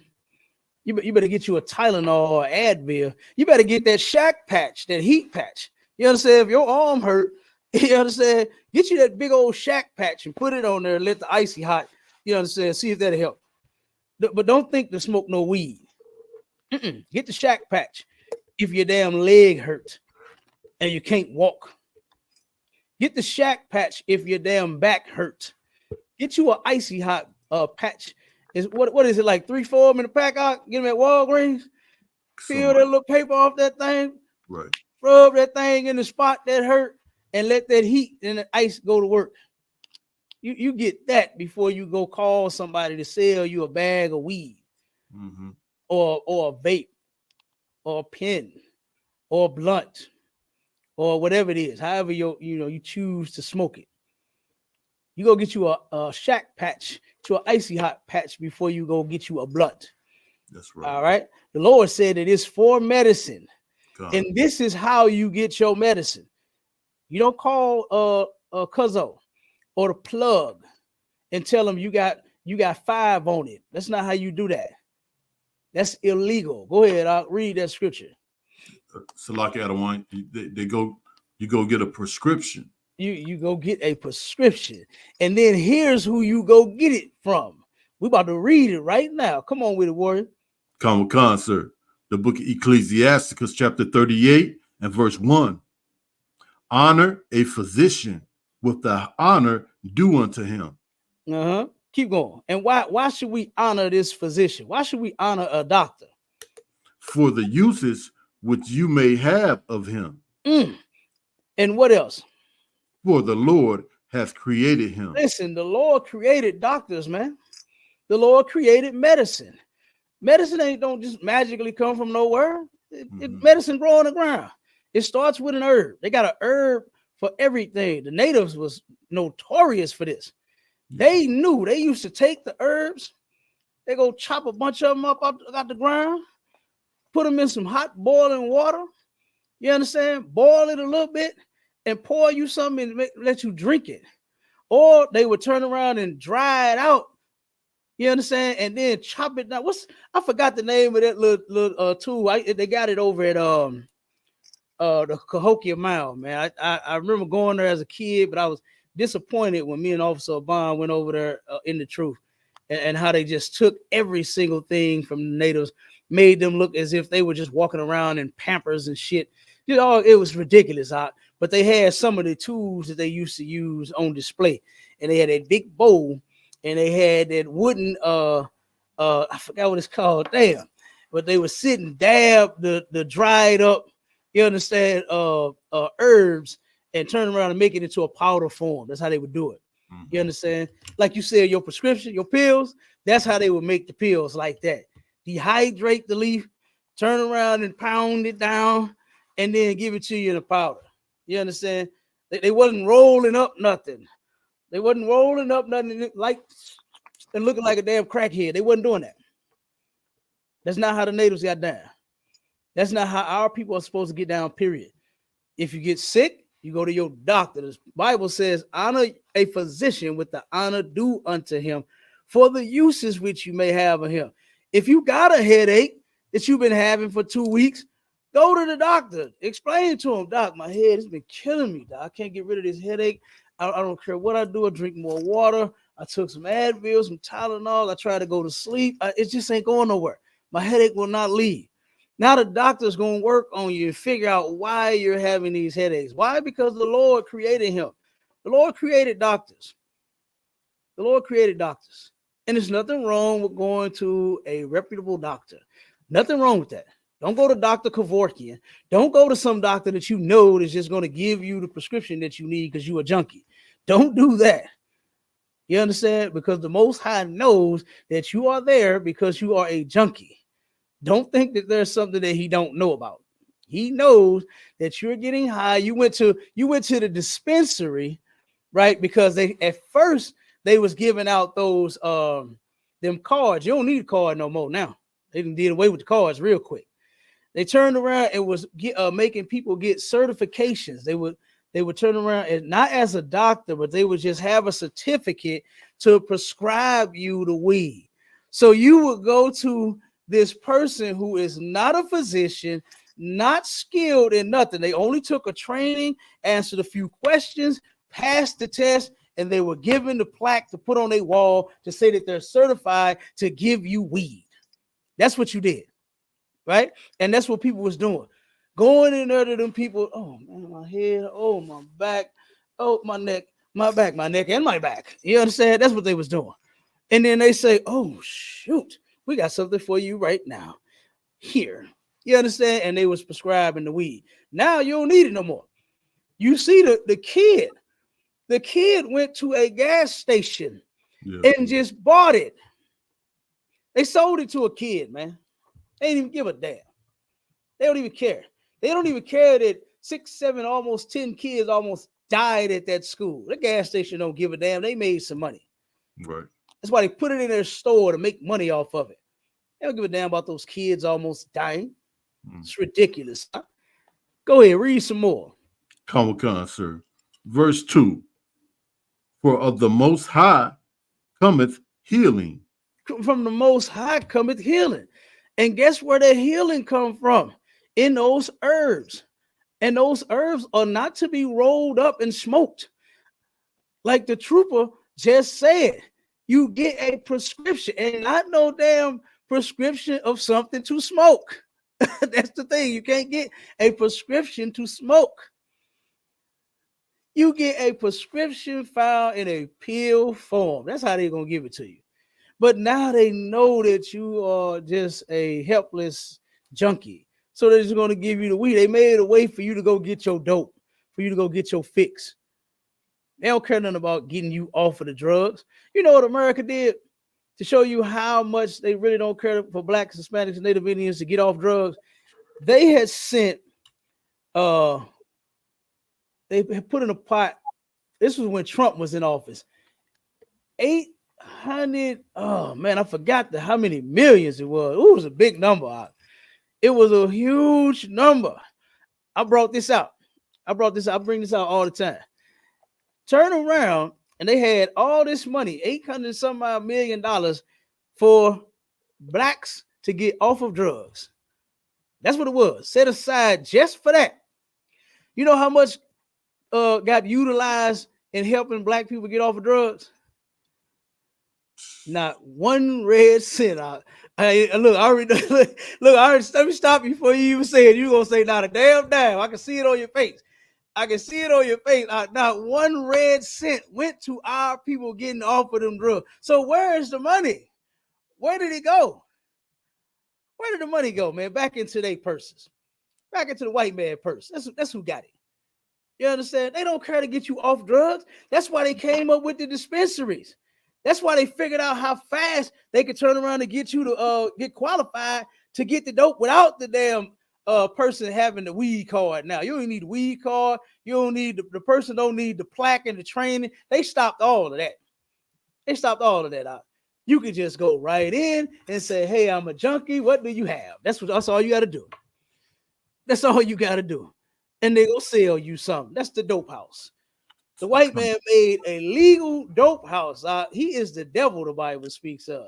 But the Lord ain't with that, man. The Lord ain't with that junky mess. You understand? Come on with it out. Keep reading. Come on, sir. And he shall receive honor of the king. He shall receive honor of the king, because guess what? If the king ever gets sick, oh boy, you understand? What you think he gonna get when he turn around and go in there and make the king well? You understand? The scripture says healing come from the Most High. You understand? So what this doctor has, once they go to school to get the not nobody that you call and this your plug. They're not no doctors. Whoever is mixing that crack with that fentanyl, they are killing people left and right. Yeah. And they keep going to buy the crack. They keep going to buy the fentanyl. They keep going.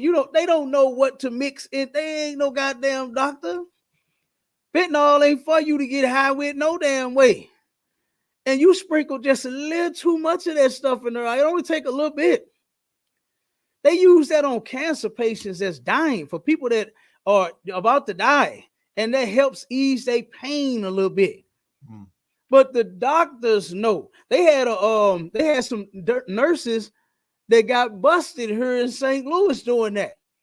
They were selling the damn patches.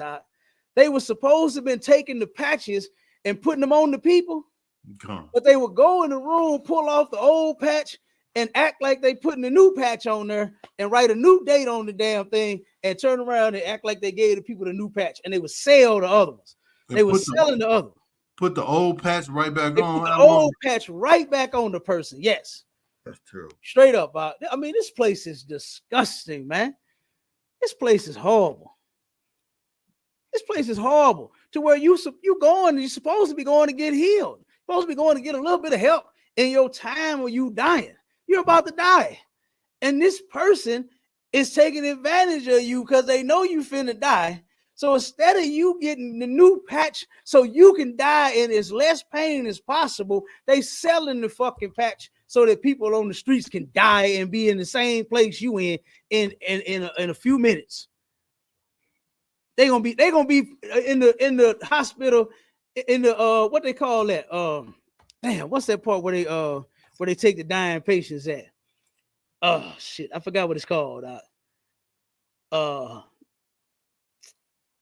Damn. Hospice. You understand? Hospice. Hospice. I'm sorry, hospice.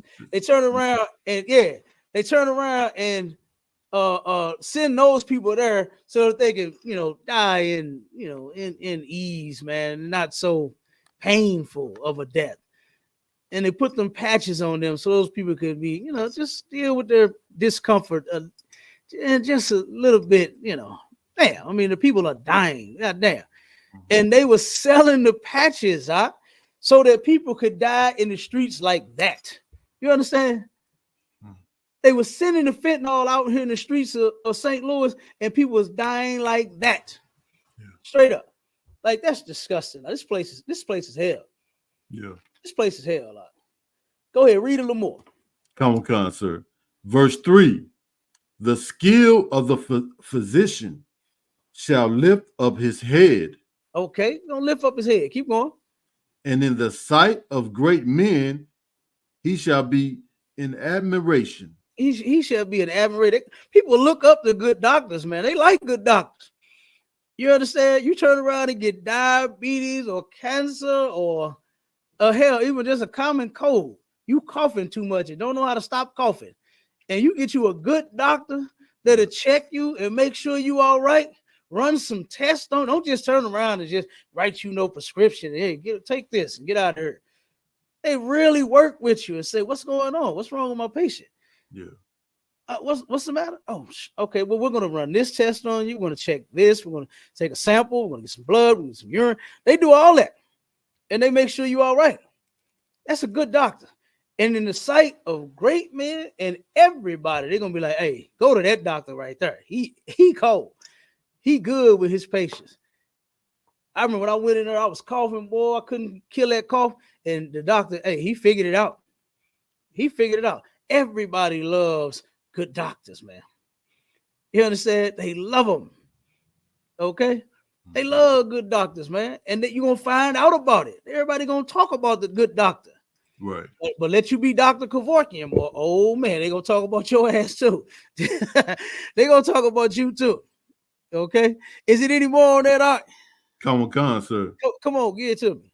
Verse 4. The Lord hath created medicine out of the earth. Whoa, wait, hold on. The Lord created bunts out of the earth. What did he create? The Lord hath created medicine out of the earth. The Lord created medicines out of the earth. Not nothing for you to smoke and get high with and pass it to your homies. Right. So he can get high. Pass it to your woman so she can get high. The kid sitting in the back of the goddamn car with you while y'all riding around getting high. The Lord didn't create that for that. No. He made medicines out of the earth, meaning that if you have a legit reason for you being sick and hurt, you had an accident or something, and you got some sort of pain. I know they use that for pain too sometimes, depending on the type of pain you have. They'll give you a pill for that. They'll prescribe you a pill for that. But he make this for you to be riding around talking about how hungry you is. Damn, what's in there to cook, man? I'm hungry. That's not. He didn't make that for that kush to be your cologne. That's not. He didn't do that. He didn't do that. Your oppressor gave you that weed. He is the one. You go back to Woodstock. Go back to Woodstock. You understand? When they turned around and was smoking weed and walking around the park and just happy and high. Look at all them silly ass white people. Go look at them videos. Look at them videos with silly ass white people running around getting high, looking stupid as hell. And you mimic that. You wanted to be just like that. You wanted to be stupid as fuck, just like the white man. And now look at what the black community looked like because you wanted to be stupid like his white ass. Look at what the black community looked like because you follow him instead of following Christ, instead of following Commanding General YAHANNA, instead of following the other generals and captains who, guess what, will keep this community clean, man. Yeah. Will keep this community clean. You wanted to be like Woodstock. You wanted to be like them white people that was sitting around holding hands, happy as hell because they was getting high, looking stupid. Black folks wasn't getting high like that back then, but because you follow white people so much, because you think they are magnificent, because you think they are your God, look at what you're doing. And look at how you ruin yourself, and now you can't even fix the problem. Yeah. Now you can't even fix it. Now your kids is going in your stash, getting your gummies and getting sick. Now your kids want to get high just like mama be high, just like daddy be high. Now you can't stop your kids from getting high. Hell, half of you are getting high with your children, with your sick and despicable asses. You're getting high with your kids. I done heard so many people say, you know what? I would rather them do it here at home than do it out there in the streets. Fuck that. Don't get high at all. That's right, Cap. That's what I tell man. Don't get high at all. Not no, I would rather you get high here. Yeah, so you would be a junkie in the goddamn house? Do that make sense? Hell no, man. That shit don't make sense nowhere. You are a horrible fucking parent. You are despicable. Someone should take your kids from you. The government should take your kid. You know what? Your kids are in a better place other than being with you in most cases. Some of these parents, these kids would have a better opportunity in life if they did not have they sick, nasty ass, drug addict ass mama and daddies for a fucking mother and a father. I'm off of it. Goddamn. You understand? That shit drives me nuts, man. I hate drugs, man. I hate drugs, brother. And the shit that it's doing to the community. To see these kids that's getting it in candy. People putting this shit in candy. People putting it in chip bags and candy bags. Yeah. You understand? It's for these kids to go get it when they're at school and getting sick. I got other videos to where the kids is getting the edibles too. It's not just the fentanyl. They're getting the edibles too. A bunch of them are getting it from home. They're getting it from their mothers. They're getting it from their fathers. I saw a video out where this shit was stupid. I don't understand what is wrong with our people, man. I do, but I don't. But the brother turned around. He's holding his daughter. He's walking through the house. And he turns around and says, "Pop me an edible before taking my daughter to daycare." And then the next scene flips to him getting in the car seat on top of the goddamn car, and the baby is standing in the driveway while he's driving down the street. Who in the fuck thought that was funny? Why is that shit funny? So the baby can run out in the goddamn street while you're recording this dumbass skit and get hit by a car. You high as hell. Do you know how many people have made mistakes being high out of their mind, don't know what they're doing, and then harm their kids? Like, come on, man. This shit is sick out. This shit is sick. It's disgusting. And that shit was shameful. Go ahead, brother. Come on with it. Cap, you know it's summertime. Summertime is approaching, and we're gonna unfortunately we're gonna hear a lot of we're gonna hear those situations where the parent got out of the car and forgot that their baby was in the back seat. Yeah, came back, you know, and the baby is dead, you know, because the baby it was, you know, over 100 some degrees in the car. You know, forgot and left your baby in the back seat. Yeah, it is all because you out of your mind. You high out of your mind. That's what a lot of them be. A lot of them be high. I see so much driving around out getting high. These folks getting high driving around. And then when you look at their vehicle, you see why their vehicle all beat up. It's because you high. That's right. You high. And then what's so crazy is that you know you can't fucking see. You call yourself having chinky eyes. Like, what in the hell is so? You're talking about how your eyes is closed and you can't fucking see. But then you think to get in your car and smoke to have chinky eyes where your eyes is closed and you hit something and then you wonder why your car tore up. Like, damn. Stupid. I mean, drugs make black people stupid. And I'm trying to help make you smart, but you're going to have to get off that dope. And look, with that, we out of here. We way over the time, man. Hey, the Water Warrior, you can go ahead and close out if you want. Salaki Adawan, hey, another great show. Sharpen the Sword Radio. Tune in. You know, this is the ISUPK under Commanding General YAHANNA. Yeah, right. You know, salute to Commanding, the Most High Commanding General YAHANNA, the generals, the captains, the officers, the troopers. Right.